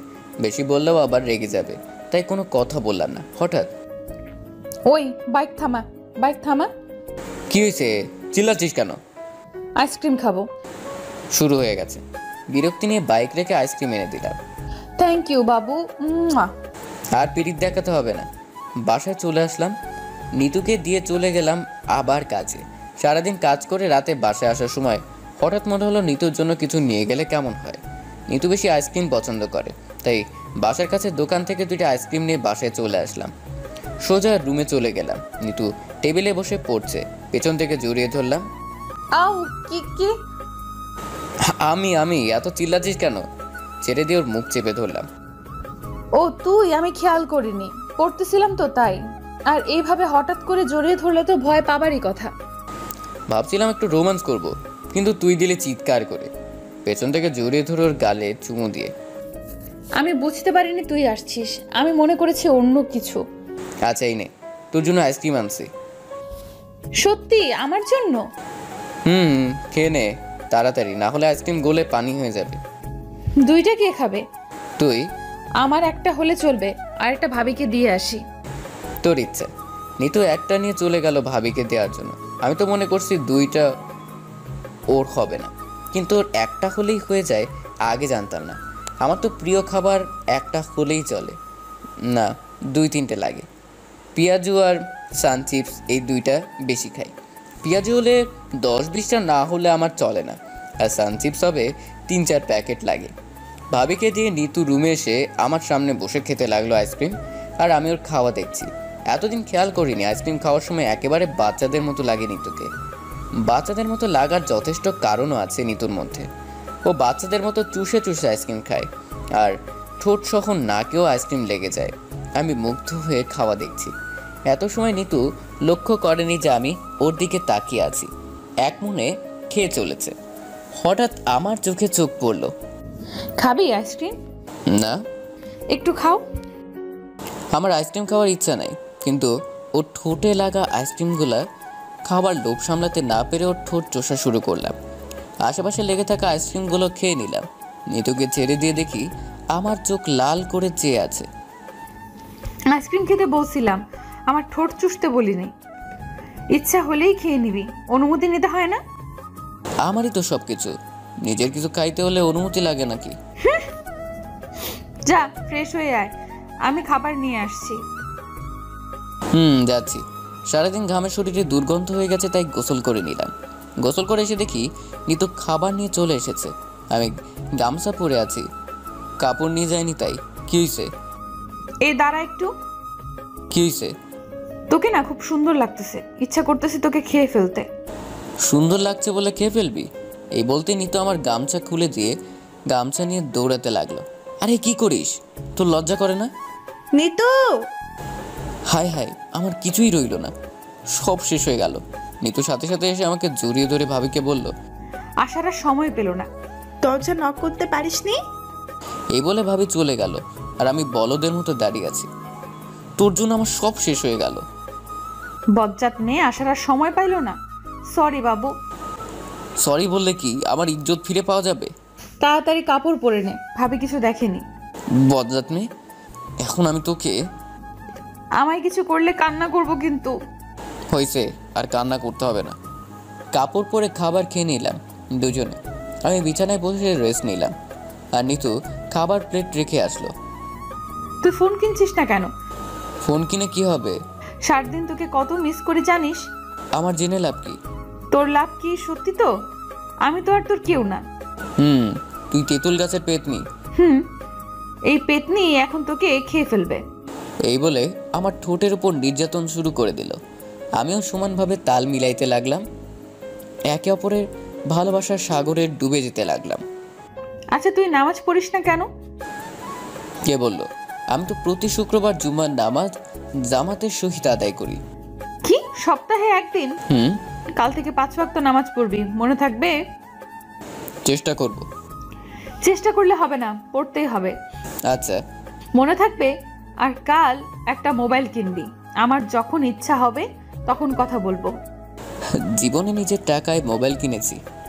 কিনিস নি, এখন কিনবি। আচ্ছা এখন ঘুমাও। আর কথা না বলে নিতুকে বুকে জড়িয়ে ধরে ঘুমিয়ে পড়লাম। হঠাৎ ধাক্কাধাক্কি শুরু হয়ে গেল। চোখ খুলে দেখি নিতু আমাকে ডাকছে আর ধাক্কা দিচ্ছে। এখনো সকাল হয়নি, এত রাতে কি হলো ওর কে জানে। ঘুম ঘুম চোখে কিছু বলতে পারছি না, তাই আবার চোখ বন্ধ করে দিলাম। সাথে সাথে আবার শুরু হয়ে গেল। ওই ওঠ ওঠ বলছি।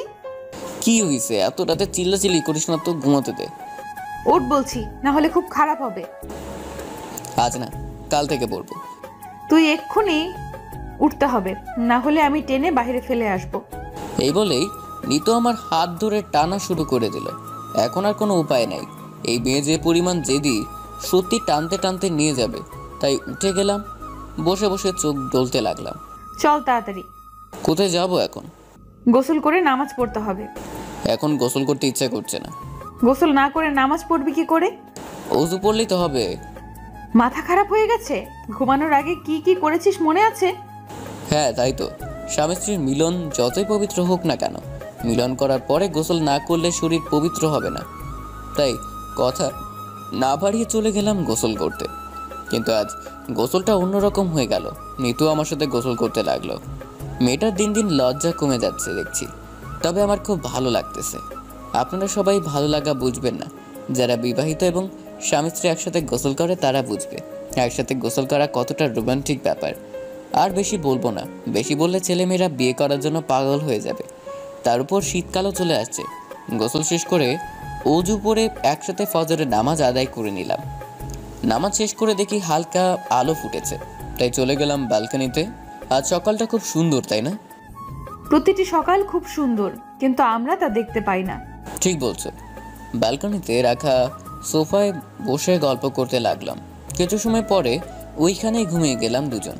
সকাল 9টায় নিতুর ডাকে ঘুম ভাঙলো। এখন আর ব্যালকনিতে শুয়ে আছি। উঠে ফ্রেশ হয়ে নাস্তা করে নিতুকে নিয়ে চলে আসলাম কলেজে। নিতুকে দিয়ে কাজে চলে গেলাম। কিছু সময় পরে কাজ করছিলাম, ভাই এসে বলল, চল আমার সাথে কিছু কাজ আছে বাহিরে। কি কাজ? গেলে দেখতে পাবি, চল। আমি আর কোনো কথা না বলে ভাইয়ার সাথে যেতে লাগলাম। ভাইয়া গাড়ি ড্রাইভ করছে আর আমি পাশে বসে আছি। কিছু সময় পরে গাড়ি থামিয়ে গাড়ি থেকে নেমে পড়লো। আমি সাথে নামলাম এবং ভাইয়ার পিছু পিছু যেতে লাগলাম। ভাইয়া একটা মোবাইল শপে গেল, মনে হয় নতুন ফোন কিনবে নিজের জন্য। আমাকে সাথে করে নিয়ে আসছে চয়েস করে দেওয়ার জন্য। কোন মোবাইল নিবি দেখ। তোমার জন্য নেবে? না। তাহলে ভাবির জন্য? না, তোর জন্য। আমার তো ফোনের প্রয়োজন নাই। দাদু বলছে কিনে দেওয়ার জন্য। ও আচ্ছা, এখনই সময়, ইচ্ছা মতো কিনে ফেলি। এই সুযোগ আর কোনোদিনও আসবে কিনা জানি না। নতুন মডেলের ফোনগুলো দেখতে লাগলাম। খুব সুন্দর সুন্দর ফোনগুলা কোনটা রেখে কোনটা নিব চিন্তায় পড়ে গেলাম। অনেক দেখা দেখির পরে একটা ফোন নিয়ে ভাইয়ের কাছে গেলাম। কি হয়েছে?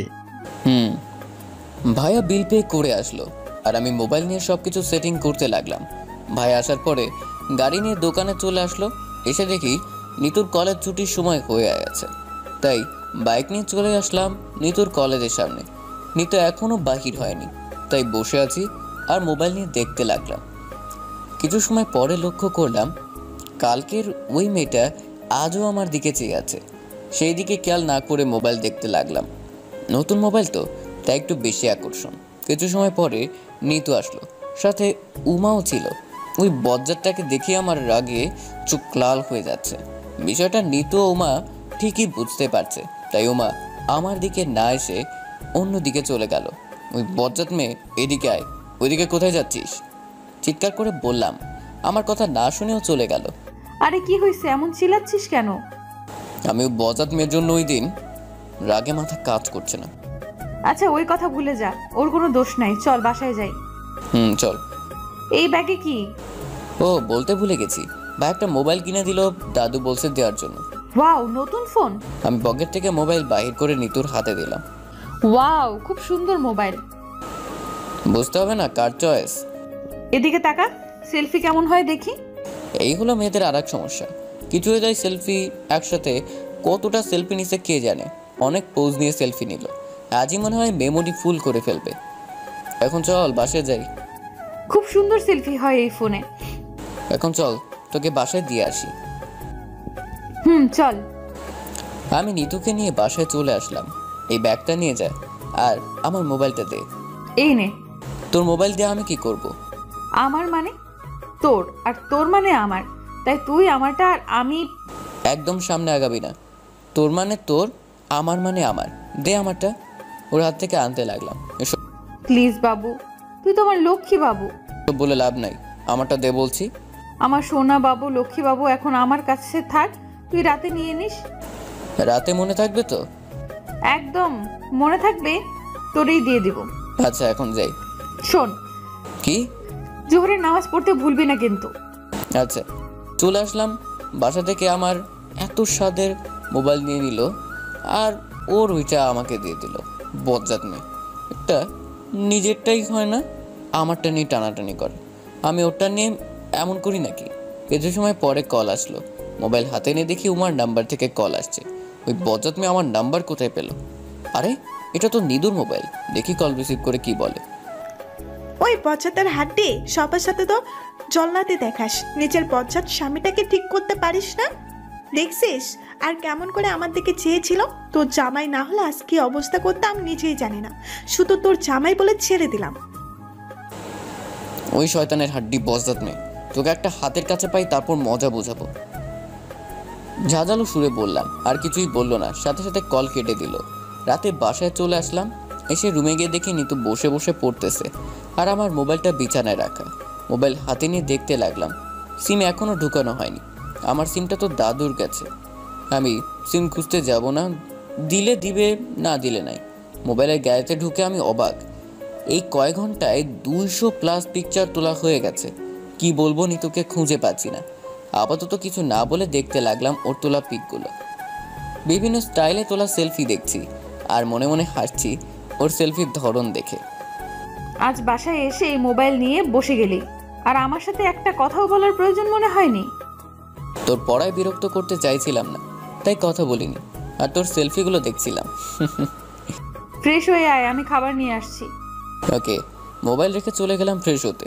নিতুর যে অবস্থা দেখে বোঝা যাচ্ছে মোবাইলটা আর ফেরত পাবো না। আর নিতুর হাতে কিছু চলে গেলে তার ফিরে আসে না। আমি দিলে এইটা ভুলে গেছিলাম। তখন যদি মনে থাকতো তাহলে ওর হাতে দূরের কথা, বলতামই না ফোনের ব্যাপারে। ছোটোবেলায় তো বেশিরভাগ সময় আমার কিনা টি শার্ট পরতো, আমার জন্য কিনে আনলে ওর ভালো লাগলে নিয়ে নিত। 2 বছর আগের কথা। তখন আমার এক ক্লাসমেটের বোনের বিয়ের জন্য আমি একটা টি শার্ট কিনেছি। বাসায় আসতে কী করে যে দেখেছে কে জানে। পরের দিন সকালে বিয়েতে যাওয়ার জন্য রেডি হতে লাগলাম, কিন্তু শার্ট খুঁজে পেলাম না। ওইদিকে দেরি হয়ে যাচ্ছে, তাই অন্য একটা পরে চলে যাই বিয়েতে। বিকেলে বাসায় এসে দেখি নিতু আমার নতুন শার্ট পরে আছে। অনেক চেষ্টা করলাম শার্ট ফিরিয়ে আনার জন্য, কিন্তু কাজ হলো না। গত বছর একটা ব্র্যান্ডের টি শার্ট কিনেছিলাম খুব শখ করে, 990 টাকা দিয়ে। বাসায় এসে সাথে সাথে পরে নিয়েছি যাতে নিতু নিয়ে যেতে না পারে, কিন্তু বজ্জাত মেয়েটার ভালো লেগে যায়। রাতে খুলে ঘুমাইছি, সকালে উঠে আর খুঁজে পাইনি। পরের দিন দেখি নিতু সেটা পড়ে আছে। এখন খুব চিন্তায় আছি, মোবাইলটা পাওয়া যাবে নাকি ও হজম করে ফেলবে। গোসল করে সে খেয়ে কিছু সময় পর গল্প করে ঘুমিয়ে পড়লাম। ভোরে নিতু ডেকে ঘুম ভাঙালো। ফজরের নামাজ পড়ে ঘুমিয়ে গেলাম। সকালে ঘুম থেকে উঠে নাস্তা করে কাজে যাওয়ার জন্য রেডি হয়েছি। তখন কাজে যাওয়ার জন্য রেডি হয়ে দেখি নিতুর মোবাইল বিছানায় রাখা, কিন্তু আমারটা নাই। তার মানে আর আমার মোবাইল পাওয়া যাবে না। এত শখ করে কিনলাম আর ও নিয়ে নিল। নিতু, আমার মোবাইল কোথায়? এই তো বিছানায় রাখা আছে। এটা তো তোর মোবাইল, আমারটা কোথায়? এটাই তোর, আর এটাই তোর সিম লাগানো আছে। তোরটা তুই নে আর আমারটা দিয়ে দে। আচ্ছা একটা কথা বলতো। কি হয়েছে বল। আমি তো তোর বিয়ে করা বউ। না, তুই আমার চাচাতো বউ। আচ্ছা বলতো, বিয়ের পরে কি আমায় কোনো গিফট দিয়েছিস? পরশুদিন তো আইসক্রিম এনে দিলাম। খাওয়ার কথা বলিনি, অন্য কিছু দিয়েছিস? কিছু দেইনি, আজ আসার সময় নিয়ে। আর কথা বলতে পারলাম না। নিতু পরম আদরে ওর মিষ্টি ঠোঁট দিয়ে আমার ঠোঁট চেপে ধরলো। আমি আর কোনো কথা বলতে পারলাম না। বুঝে গেছি আর কাজ হবে না। নিতু আগে কিছু নিলে দাদুকে দিয়ে বুঝাতো, আর এখন নিজেই এইভাবে বুঝিয়ে দিচ্ছে। কিছু সময় পরে ছেড়ে দিয়ে দাঁড়িয়ে আছে। কিছুই বলছে না, আমিও কিছু বললাম না, ওর দিকে চেয়ে আছি। মনে কর এটাই তোর দেওয়া ফার্স্ট গিফট, তাই এটার আশা ছেড়ে দে। সবসময় শুধু আমাকে মেরে খেতে শিখেছিস। রাগ করিস না। কলেজে যেতে হলে চল, আমি চলে যাব। চল। তারপর আর কি করার, নতুন মোবাইলের আশা ছেড়ে দিয়ে পুরাতনটা নিয়ে চলে আসলাম। নিতুকে কলেজে নামিয়ে দিয়ে দোকানে চলে আসলাম।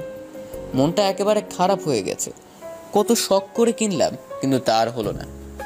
সব সময় আমার সাথে এমন করে, এখন ইচ্ছে করছে কি করার বুঝতে পারতেছি না।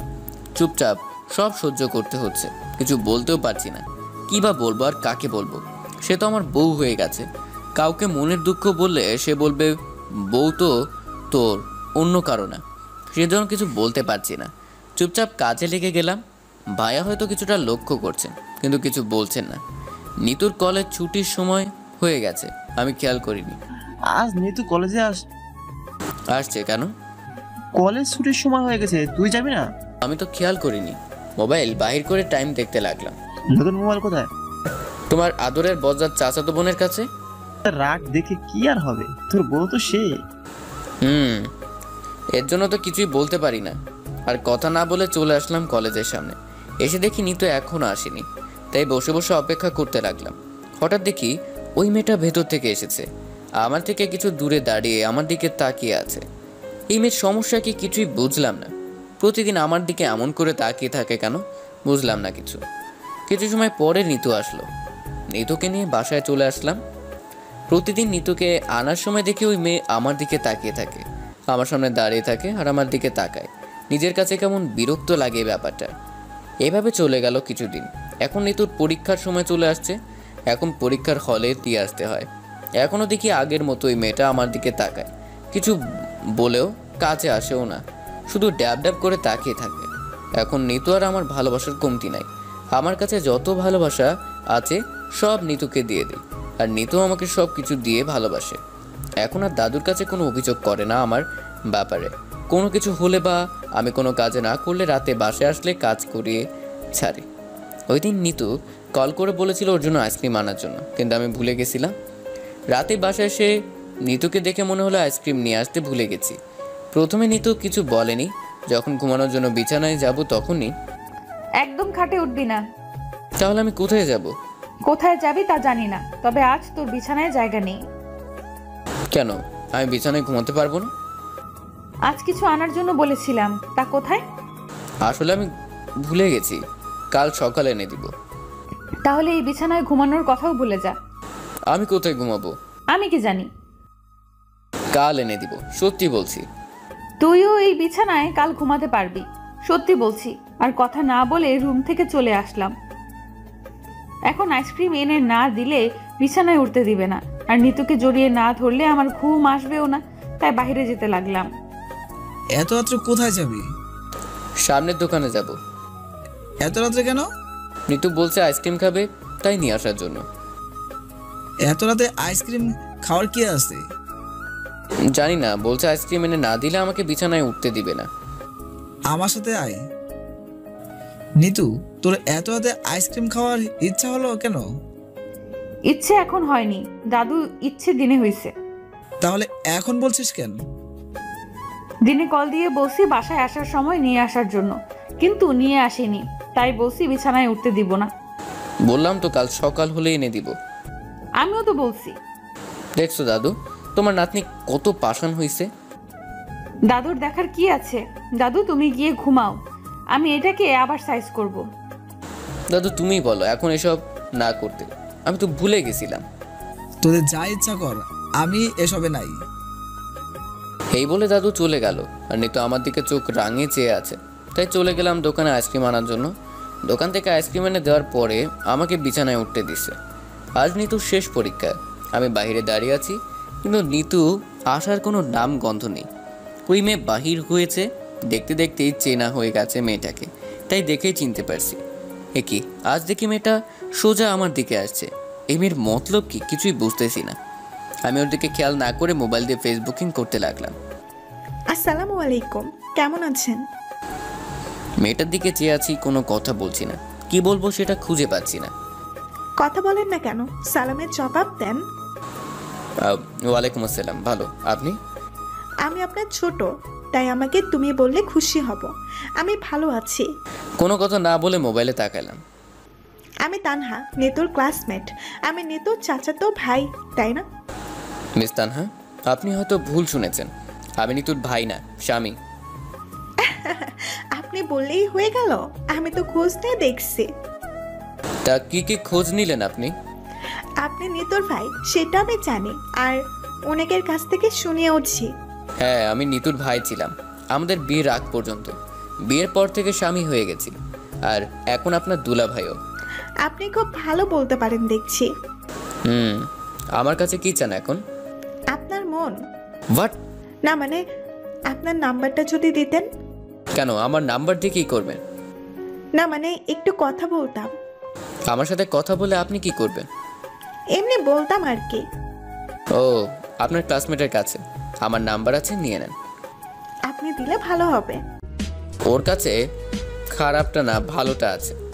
মেয়েটার কিছু না বলে চলে গেল, আবার ভেতরে হয়তো নিতুর কাছে যাচ্ছে। যাও বালিকা, নিতু তোমাকে লবণ ছাড়া খাবে, পানিও খাবে না। আমি বাইকে বসে আছি, কিছু সময় পরে দেখি তানহা নামের মেয়েটা আবার আসছে। আপনার বোন এত বজ্জাত কেন? এই মেয়ে, তোমার এত সাহস কোথা থেকে হলো আমার বউকে বজ্জাত বলা? আপনিও দেখছি নিতুর মতো নাম্বার দিল না, সাথে আমাকে অপমান করলো। খুব ভালো করছে। আপনাকে যে বলছি আমি ওর স্বামী, তা মাথায় ঢুকে না? আপনিও ওর মতো হয়েছেন। ও তো নাম্বার দেয়নি, তার উপর সবার সামনে আমাকে। আপনাকে অপমান করবে না তো কি করবে? ওর স্বামীর নাম্বার ওর কাছেই চাইছো। আমি তো মনে করছি ও আস্ত খেয়ে ফেলবে আজ। সামনে তাকিয়ে দেখি নিতু চলে আসছে। আচ্ছা আপনার নাম্বারটা দিয়ে দেন, আমি চলে যাব। ওই তানহার বাচ্চা, আমি যে এত কিছু বললাম তোর গায়ে লাগেনি? আবার আসছিস নাম্বার নিতে? তোর এত চলে কেন? আমি তো তোর কাছ থেকে নিতেছি না। তুই আমার স্বামীর নাম্বার নেওয়ার কে রে? যা এখান থেকে, না হলে আজ তোকে কি করব জানি না। কি করবি তুই? দেখবি কি করতে পারি। এই বলে কি যেন খুঁজতে লাগলো। হ্যাঁ, ও ইট খুঁজছিল, আরেকটা পেয়েও গেল। আমি এত সময় চেয়ে চেয়ে দেখছিলাম, এখন দেখছি পরিস্থিতি খারাপ হতে চলেছে। তাই আর দেরি না করে নিতুকে ধরলাম। এখন হাতের ইট দিয়ে তানহাকে মেরেও ফেলতে পারে, নিতুকে দিয়ে কোনো ভরসা নেই। তাই আর এখানে দাঁড়িয়ে না থেকে নিতুকে জোর করে বাইকে তুলে নিয়ে আসলাম, কিন্তু ওর গালাগালি বন্ধ হলো না। একের পর এক গালি দিয়েই চলেছে তানহাকে। এখন নীতির অবস্থাও খারাপ, পাগলের মতো গালি দিয়ে চলেছে। এখন নিতুকে বাসে নিয়ে গেলেও সমস্যা হবে, তাই ফাঁকা রাস্তা দেখে বাইক থামালাম। বাইক থেকে নেমে নিতুকে বললাম, প্লিজ নিতু, এবার থামো। কেন থামবো? কেন থামবো? ওই শয়তান মেয়ে সাহস হলো কি করে তোর নাম্বার চাওয়ার? নিতু চুপ করো, মানুষজন কি ভাববে? ওর দুই গাল হাত দিয়ে ধরে। থামবো কেন? এই ফালতু মেয়ে বলে কি? আরে শুধু নাম্বার চাইছে। শুধু নাম্বার চাইনি, ও বলেছে তোর সাথে প্রেম করবে। কি? এই মেয়েকে, এই 420 মেয়েকে থাপড়ায় সব কয়টা দাঁত ফেলে দিলে না কেন? 420 কি? 420। ও, এই জন্যই তো এত বকা দিচ্ছি। আচ্ছা থামো, ও বললেই হয়ে গেল নাকি? আমি তো শুধু তোকে ভালোবাসি আর বাসবো। তাহলে ওই ফালতু মেয়ে কেন বলবে এই কথা? ফালতু মেয়ে তো, তাই বলছে। এখন চুপ করো, আর কোনো কথা বলবি না। আমার মাথা গরম হয়ে গেছে, আমাকে আইসক্রিম দে। আচ্ছা চুপচাপ বস, এখানে কোনো দোকান নাই, সামনে গিয়ে দেখি। চল। বাইক নিয়ে কিছু দূর এসে আইসক্রিম কিনে দিলাম নিতুকে। ও আইসক্রিম খাচ্ছে বাচ্চাদের মতো। বাসায় চলে আসলাম, নিতুকে নামিয়ে দিয়ে আমার দোকানে চলে গেলাম। রাতে বাসায় এসে দেখি সবাই ড্রয়িং রুমে বসে আছে। আমি আমার রুমে চলে যেতে লাগলাম, তখন দাদু বললেন, এদিকে আয়। ফ্রেশ হয়ে আসছি। তোকে বলছি এখনই আসার জন্য। আর কোনো কথা না বলে চলে গেলাম সবার সামনে। তোর হয়েছেটা কি? তোর জন্য কি আমরা রাস্তাঘাটে চলাফেরা করতে পারবো না? আমি কি করলাম? কি করিসনি বল? তোর কি লজ্জা বলতে কিছু নাই? 2 দিন পর পর একটা না একটা করিস। এমন ছেলের সাথে আমরা বিয়ে দিয়ে খুব বড় ভুল করেছি। কি বলো আম্মু? তোমরা আমার কথাটা একটু শোনো। তুই বারবার গটকালি করতে আসিস না, আমার নিজের কানে সব শুনছি। কি যাতা বলছো? আমি কি করছি আর কিসের জন্য এমন করতেছো? কি করিস বল? আর একটা কথা বলবি না, লজ্জা করে না? লজ্জা করে না বিয়ে করা বউ রেখেও বাইরে এইসব করে বেড়াস? আরে আমি কি করেছি সেটা তো বলবে। কি করিসনি বল? কিছুদিন আগে একটা মেয়ে, এখন আরেকটা মেয়ের সাথে এসব করে বেড়াতে তোর লজ্জা করে না? তার উপর বউ আছে। আমার তো ইচ্ছা করছে তোকে গলা কেটে মেরে ফেলতে। তখন থেকে শুনে যাচ্ছি কি সব বল। আর একটা কথা বলবি না, তুই এত খারাপ হবি আমার ভাবতেও ঘেন্না হচ্ছে। যা আমাদের বাসা থেকে বাইর হয়ে। কি হয়েছে, এমন করতেছিস কেন? কি হয়নি আজ? একটা মেয়ের সাথে কি করে আসছে? তোর চাচার কাছে নালিশ করেছে। ঠিক, তোর লজ্জা করে না এসব করতে? কি হয়েছিস তুই? তোকে তো আমরা এমন শিক্ষা কোনোদিন দেইনি, তারপরও তুই এমন করতেছিস। যা, বাড়ি থেকে বাইর হ।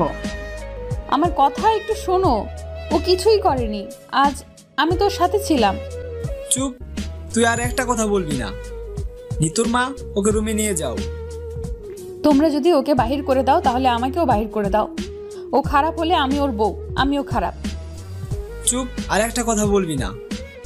নিতুকে থাপ্পড় দিয়ে টেনে টুনে নিয়ে গেলেন। আমি শুধু দেখছি আর চোখের পানি ফেলছি। আমাকে তো কেউ কথা বলতেই দিল না। কি করেছি আমি? আজ কিছুই তো করিনি। সবাই আমাকে শুধু খারাপ ভাবছে। আমার আম্মুও আমাকে খারাপ ভাবছে। আর ভাববেন নাই বা কেন? এর আগে তো আমাকে মিথ্যা অপবাদ দিয়েছে, যা সবার কাছে সত্য হয়ে আছে। এখন কি করব? আমি কষ্ট নিয়ে কি করে থাকবো আমি? না, আমি আর এই বাসায় থাকবো না। এখানে আমার কোনো মূল্য নাই, আমার কথার কোনো মূল্য নাই। একটা বার তো আমার কথা শুনতে পারতো, বা নিতুর কথা কি সত্য আর কি মিথ্যা তা একটা বারও জানতে চাইলো না। কে কি বলছে তা সত্যি ভেবে আমার বাসা থেকে বের করে দিল। যেখানে আমার কোনো মূল্য নাই সেখানে আমি আর থাকবো না। আজ এখনই চলে যাব দূরে কোথাও। গন্তব্যহীন হাঁটা শুরু করলাম। সাথে ছিল চোখের জল, এছাড়া আমার আর কিছু নাই। যা ছিল সব ওরা নিয়ে নিছে। নিতুকেও আমার কাছ থেকে কেটে নিয়ে গেল। আর এক মুহূর্তেও এখানে থাকবো না, চলে যাব এখান থেকে। কিন্তু নিতুর কি হবে? ও কি আমার ছাড়া থাকতে পারবে? আর আমি কি নিতুকে ছাড়া থাকতে পারবো? না। এত কিছু ভেবে কি হবে? আমার তো আর কেউ নাই, সব থেকেও কিছু নাই এখন। সামান্য একটা মেয়ের কথায় সবাই আমাকে এত ভুল বুঝতেছে কেন? আমি কি এত খারাপ যে যা বলবে তাই কি আমি করে বেড়াই? একবারও কি ভালো করে খুঁটিয়ে দেখতে পারলো না ওরা? যেমন শিক্ষা দিছে এইভাবে চলছি না অন্যভাবে চলছি। সামান্য একটুতেই সবাই আমায় এত খারাপ ভাবতেছে। একটু সত্যতা যাচাই করলে কি এমন ক্ষতি হবে? চলে এসেছি রেল স্টেশনে। এখন আর এক মুহূর্ত এই মায়ার শহরে থাকতে ইচ্ছে করছে না। ট্রেনের টিকিট কেটে নিলাম। আপাতত ঢাকায় চলে যাব, তারপর যা করার করব। হঠাৎ ফোন বেজে উঠল। পকেট থেকে নিয়ে দেখি নিতুর নাম্বার থেকে কল আসছে। রিসিভ না করে ছোট্ট একটা মেসেজ দিলাম, ভালো থেকো। ওর নাম্বার ব্লক করে দিলাম। বাসার সবাই, রিলেটিভ যারা আছে সবাইকে ব্লক করলাম। নাম্বারটা অফ করতে পারতেছি না একটা কারণে। কারণটা সময় হলে বলবো, এখন বলবো না। আমার একটা এফবি ফ্রেন্ড চিটাগাং থাকে, তাকে কল দিলাম। এখন ওর কাছেই যাব। আর কেউ তেমন পরিচিত নয়। ও যদি এখন আমাকে হেল্প করে তাহলে বেঁচে যাব, না হলে আমার কি হবে ঠিক জানি না। তবে কিছু একটা করতে হবে, না হলে চলবে না। তাই কল দিলাম সেই বন্ধুকে। ওর নাম রাহি। হ্যালো, নেহাল বলছি। ঠিক মতো চিনলাম না। সিলেট থেকে বলছি। ও, তুমি? এতদিন পরে মনে পড়লো কল দেওয়ার কথা। ওই দিন মেসেজে বললাম তো কেমন ঝামেলায় ছিলাম এতদিন। তা কেমন আছো? আর ভাবি কেমন আছে? সবাই ভালো। আমি কি তোমার এখানে কিছু দিনের জন্য আসতে পারি? কি সত্যি বলছো? হুম। সমস্যা নাই, চলে আসো। হানিমুনে আসবে নাকি? না, তেমন কিছু না, আমি একা আসছি। আচ্ছা, কবে আসছো? এখন ঢাকায় আসছি। কাল সকালে ঢাকা থেকে ট্রেনে উঠবো। একেবারে চিটাগাঙে ট্রেনে উঠলে না কেন? এখন কোনো ট্রেন নাই, আর যেটা ছিল সেটা ধরতে পারিনি তাই। আচ্ছা, সমস্যা নাই, তুমি চলে আসো।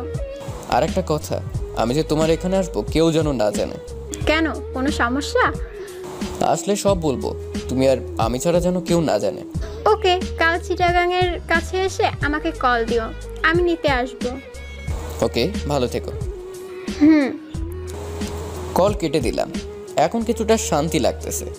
কিছুদিন থাকার মতো একটা জায়গা পাইছি। ঘুম ঘুম লাগতেছে, তাই ট্রেনের সিটে শুয়ে পড়লাম। তখনই নিতুর কথা মনে হয়ে গেল। বুকের বাঁ পাশে চিনচিন ব্যথা শুরু হয়ে গেছে। শুধু নিতুর মায়াবী চেহারা আমার চোখের সামনে ভেসে উঠছে। আপনা আপনি চোখ থেকে পানি পড়তেছে। নিতু এখন কি করতেছে আমাকে ছাড়া? ও কি ঘুম আসছে?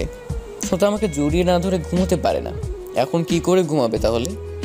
আমার যে নিতু ছাড়া ঘুম আসতেছে না। ওর কথা ভাবতে ভাবতে কখন যে ঘুমিয়েছি জানি না। ভোরে টিটির ডাকে ঘুম ভেঙে গেল। ঘুম থেকে উঠে ডেমে পড়লাম। খুব খিদে লাগছে। মানি ব্যাগ হাতে নিয়ে দেখি 1500 টাকা আছে। চিটাগাংয়ে ট্রেনের টিকিট কেটে নাস্তা করতে লাগলাম পাশের একটা রেস্টুরেন্টে। ঢাকা থেকে ট্রেন ছাড়বে সকাল 9টায়। মোবাইল পকেট থেকে বাহির করে টাইম দেখতে লাগলাম। মোবাইল হাতে নিয়ে দেখি অনেক মেসেজ আসছে নিতুর নাম্বার থেকে। সব মেসেজে একই কথা, বাসায় চলে আয়, না হলে আমাকে তোর সাথে নিয়ে যায়। আমার একা একা কিছুই ভালো লাগতেছে না এখানে। ও মেসেজ দেখে চোখের পানি ধরে রাখতে পারলাম না। আমি একটা মেসেজ দিলাম, কিছুদিন অপেক্ষা কর, আমি কিছু একটা ব্যবস্থা করে নিয়ে আসবো আমার কাছে, নিজের খেয়াল রাখিস। এই মেসেজ দিয়ে টাইম দেখি সকাল 8:30 হয়ে গেছে। তাই নির্দিষ্ট ট্রেনে নিজের সিটে বসে পড়লাম। বিকেলবেলা চলে আসলাম চিটাগাং। কিছু সময় আগে রাহিকেও কল দিয়ে বলেছি। কিছু সময় পরে দেখি রাহিও চলে আসছে। ওর সাথে কথা বলতেছি, এমন সময় একটা মেসেজ আসলো, যা দেখে আমার সব কিছু থমকে গেল। নিতুর নাম্বার থেকে মেসেজ ছিল। এমন কিছু হবে আমি ভাবতেই পারিনি।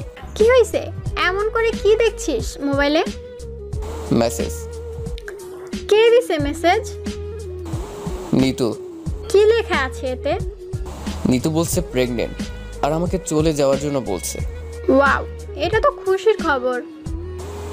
আমার জন্য খুশির না। কি বলিস এসব? তোর মাথা খারাপ হয়ে গেছে? এত বড় খুশির খবর পেয়েও তুই বলছিস খুশির না? আমি এমন কিছু চাইনি। আচ্ছা, এখন বাসায় যাই, রাতের ট্রেনে চলে যাবি আবার। ফিরে যাওয়ার জন্য এখানে আসিনি। কি বলিস এসব? তোকে তো আসল ঘটনা বলাই হয়নি। চল, যেতে যেতে সব বলবো। গাড়িতে করে রাহির বাসাতে উদ্দেশ্যে যেতে লাগলাম আর আমার সাথে ঘটে যাওয়া সব কিছু রাহিকে বললাম। কথাগুলা বলার সময় আমার চোখের বাঁধ ভেঙে জল পড়তে লাগলো। আজ কিছুতেই কমছে না চোখের জল পড়া। রাহির বাসায় চলে আসলাম। ও এখানে একা থাকে পড়াশোনার জন্য। ওর পরিবার কাজের সূত্রে অন্য জায়গায় থাকে। বাসায় সে গোসল করতে গেলাম। চোখে কিছু নোনা জল পানির সাথে মিশিয়ে দিলাম। গোসল শেষ করে এসে দেখি রাহি নাস্তার ব্যবস্থা করছে। নাস্তা করে শুয়ে পড়লাম। এখানে 2টা রুম আছে, তাই কোনো সমস্যা হবে না থাকতে। হঠাৎ নিতুর কথা মনে পড়ে গেল, তাই সাথে সাথে ফোন হাতে নিয়ে দেখি নিতুর অনেক মেসেজগুলোতে নিতু ওর কাছে যেতে বলছে, কিন্তু আমি তো আর যেতে পারবো না। তাই মেসেজে কোনো রিপ্লাই দিলাম না। ফোনের গ্যালারিতে চলে গেলাম।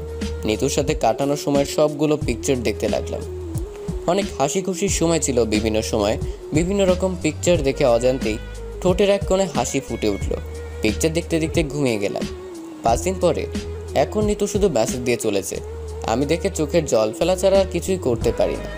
আজ আবার নিতু মেসেজ দিছে, তুই চলে আয়, না হলে আমি মরে যাব। একা একা আর ভালো লাগছে না আমার, প্লিজ তুই চলে আয়। ওর এই মেসেজ দেখে আমার বুকটা মোচড় দিয়ে উঠল। এ কি বলছে নিতু? ও মরে যাবে? না, এ কখন হতেই পারে না। নিতু মরে গেলে আমার সন্তানের কি হবে, আর আমার কি হবে? নিতুকে মেসেজ দিলাম, প্লিজ এমন কথা বলিস না। আমি আসবো কিনা জানি না, তবে তুই আমার সন্তানের কোনো ক্ষতি করিস না। আমার সন্তানের জন্য হলেও তুই বেঁচে থাক। আমি একদিন আসবো তোর কাছে, সেদিন তোকে আর আমাদের সন্তানকে আমার সাথে নিয়ে বাকি জীবন কাটিয়ে দিব। মেসেজ সেন্ড করে মোবাইল রেখে চলে গেলাম ব্যালকনিতে। এতদিন হয়ে গেল একটা মেসেজের অপেক্ষায় আছি, কিন্তু সেই মেসেজ এখনও আসে না কেন? মনে হয় আমার সেই স্বপ্ন পূরণ হবে না। এটা যদি না হয় তাহলে আমি কি করব? আর কতদিন এভাবে থাকবো? চিন্তা করে কোনো কিছুর কুল কিনারা পাচ্ছি না, মাথাও কিছু আসছে না। এভাবে দিন যাবে না, কোনো একটা কাজ করতে হবে, না হলে চলবে না। অন্যের ঘাড়ে চাপা হয়ে কতদিন থাকা যায়? রায়ের সাথে কথা বলে দেখতে হবে কিছু একটা করতে পারি কিনা।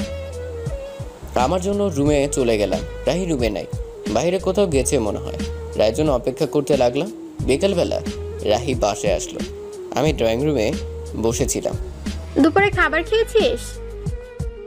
ইচ্ছে করেনি। ফ্রিজে খাবার রাখা ছিল, তো গরম করে খেয়ে নিলি না কেন? দেখেছি খাবার ইচ্ছা ছিল না, তাই খাইনি। সারাদিন এভাবে মন মরা হয়ে থাকলে চলবে? আমি বলি কি, তুই বাসায় চলে যা, সব ঠিক হয়ে যাবে। না রে, আর বাসায় যাওয়ার ইচ্ছা নেই আমার। তাহলে ভাবি আর বাচ্চার কি হবে? একটা প্ল্যান আছে, দেখি কি হয়। তার আগে তুই আমার জন্য কোনো কাজের ব্যবস্থা করে দে। কি প্ল্যান বল আমায়? সময় হলে বলবো, আপাতত একটা কাজের ব্যবস্থা করে দে। হঠাৎ করে কোনো কাজ পাওয়া যাবে না তো। একটু চেষ্টা কর। রেস্টুরেন্টে কাজ করতে পারবি? কি কাজ করতে হবে?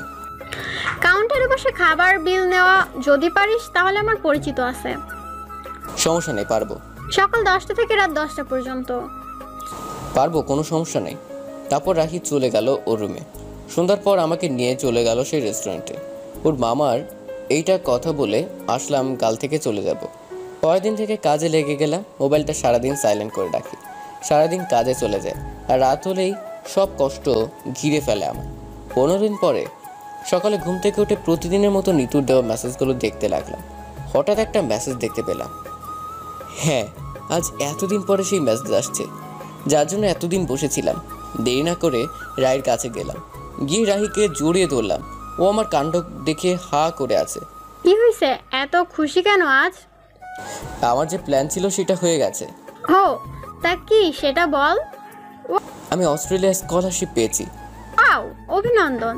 তাহলে কখন অ্যাপ্লাই করলে? আমাকে কিছুই বললি না। 2 মাস আগে করেছি, আর এতদিনের অপেক্ষায় ছিলাম। এখন বাসায় যা। না রে, বাসে যাব না, এখান থেকে চলে যাব। ভাবির সাথে দেখা না করে চলে যাবে? প্রতিষ্ঠিত হয়ে তারপর যাব। এখন তুই আমাকে কিছু টাকার ব্যবস্থা করে দে। আচ্ছা, সমস্যা নাই। 1 মাসের মধ্যে সবকিছু ব্যবস্থা করে ফেললাম। অস্ট্রেলিয়া যাওয়ার আগে নিতুকে একটা মেসেজ দিয়ে আসছি। নিতু, আমি চলে যাচ্ছি অস্ট্রেলিয়া স্কলারশিপ পেয়ে। সবাইকে বলিস আমার জন্য দোয়া করতে। নিজের শরীরের প্রতি খেয়াল রাখিস, আর আমার সন্তানের খেয়াল রাখিস। 5 বছর পরে আসবো, ভালো থাকিস। আমি এসে যেন আমার সন্তান আর সন্তানের মাকে সুস্থ অবস্থায় দেখতে পাই। এই বলেই ফোন অফ করে দিলাম। রায়ের কাছ থেকে বিদায় নিয়ে চলে আসলাম। 5 বছর পরে পড়াশোনা শেষ হয়েছে। 1 বছর আগে একটা জবও পেয়ে গেছি, উচ্চ মানের। নিতুকে নেওয়ার জন্য এসেছি আজ দেশে। কিছু সময় আগে বিমান ল্যান্ড করেছে সিলেট ওসমানী আন্তর্জাতিক বিমানবন্দরে। বিমান থেকে নেমেছি, এখন বাইরে এসেছি, কিন্তু কাউকেই দেখতে পাচ্ছি না। রায়কে কল দিয়ে বলেছি বাসায় কল দেওয়ার জন্য। এদিক সেদিক তাকাতে লাগলাম। হঠাৎ করে কে যেন এসে আমার ঠাস করে জড়িয়ে ধরল।